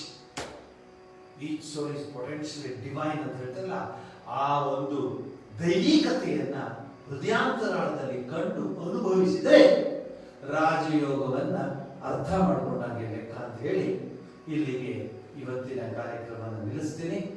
ಮುಂದಿನ ವಾರ ರಾಜಯೋಗದ ಇನ್ನೂ ಅನೇಕ ವಿಶೇಷತೆಗಳನ್ನ, ಸಾರನ್ನ ಮಾತ್ರ ಹೇಳಲಿಕ್ಕೆ ಸಾಧ್ಯವಾಗುತ್ತೆ. ರಾಜಯೋಗದ ಪೂರ್ತಿ ಹೇಳಲಿಕ್ಕೆ ಆಗೋದಿಲ್ಲ, ಜಿಸ್ಟ್ ಅಂತ ಹೇಳ್ಬೋದು, ಸಾರ ಅಂತ ಹೇಳ್ಬೋದು. ಅದನ್ನ ನಿಮ್ಮ ಮುಂದೆ ಹೇಳೋದಕ್ಕೆ ಪ್ರಯತ್ನ ಪಡ್ತೀವಿ. ಹೇಳಲಿಕ್ಕೆ ಆಗೋದಿಲ್ಲ ಈ ಸಬ್ಜೆಕ್ಟ್ಗಳನ್ನ. ನಾವ್ಯಾರು ಹುಳು ಮಾನವರು ನಾನು ಇದನ್ನ ಹ್ಯಾಂಡಲ್ ಮಾಡಿದೆ ಅಂತ ಹೇಳಿದ್ರೆ ಅವನೊಬ್ಬ ಶುದ್ಧ ಮೂರ್ಖ. ಇದನ್ನ ಹ್ಯಾಂಡಲ್ ಮಾಡ್ಲಿಕ್ಕೆ ಆಗಲ್ಲ. It's an attempt to understand the great philosophy, the great tradition, the rich tradition of our Sanatana Dharma. ಓಂ ಶಾಂತಿ ಶಾಂತಿ ಶಾಂತಿ. ಹರಿ ಓಂ ತತ್ಸತ್. ಶ್ರೀರಾಮಕೃಷ್ಣಾರ್ಪಣಮಸ್ತು. ಸರ್ವಸ್ತರತು ದುರ್ಗಾಣಿ, ಸರ್ವೋ ಭದ್ರಾಣಿ ಪಶ್ಯತು, ಸರ್ವಸದ್ಬುದ್ಧಿಮಾಪ್ನೋತು, ಸರ್ವತ್ರ ನಂದತು. ಪ್ರೀಯತಾಂ ಪುಂಡರೀಕಾಕ್ಷಃ ಸರ್ವಯಜ್ಞೇಶ್ವರೋ ಹರಿಃ. ತಸ್ಮಿನ್ ಸ್ತುಷ್ಟೇ ಜಗತ್ತುಷ್ಟಂ, ಪ್ರೀಣಿತೆ ಪ್ರೀಣಿತಂ ಜಗತ್. ಹರಿ ಓಂ ತತ್ಸತ್. ಶ್ರೀರಾಮ ಕೃಷ್ಣಾರ್ಪಣಮಸ್ತು.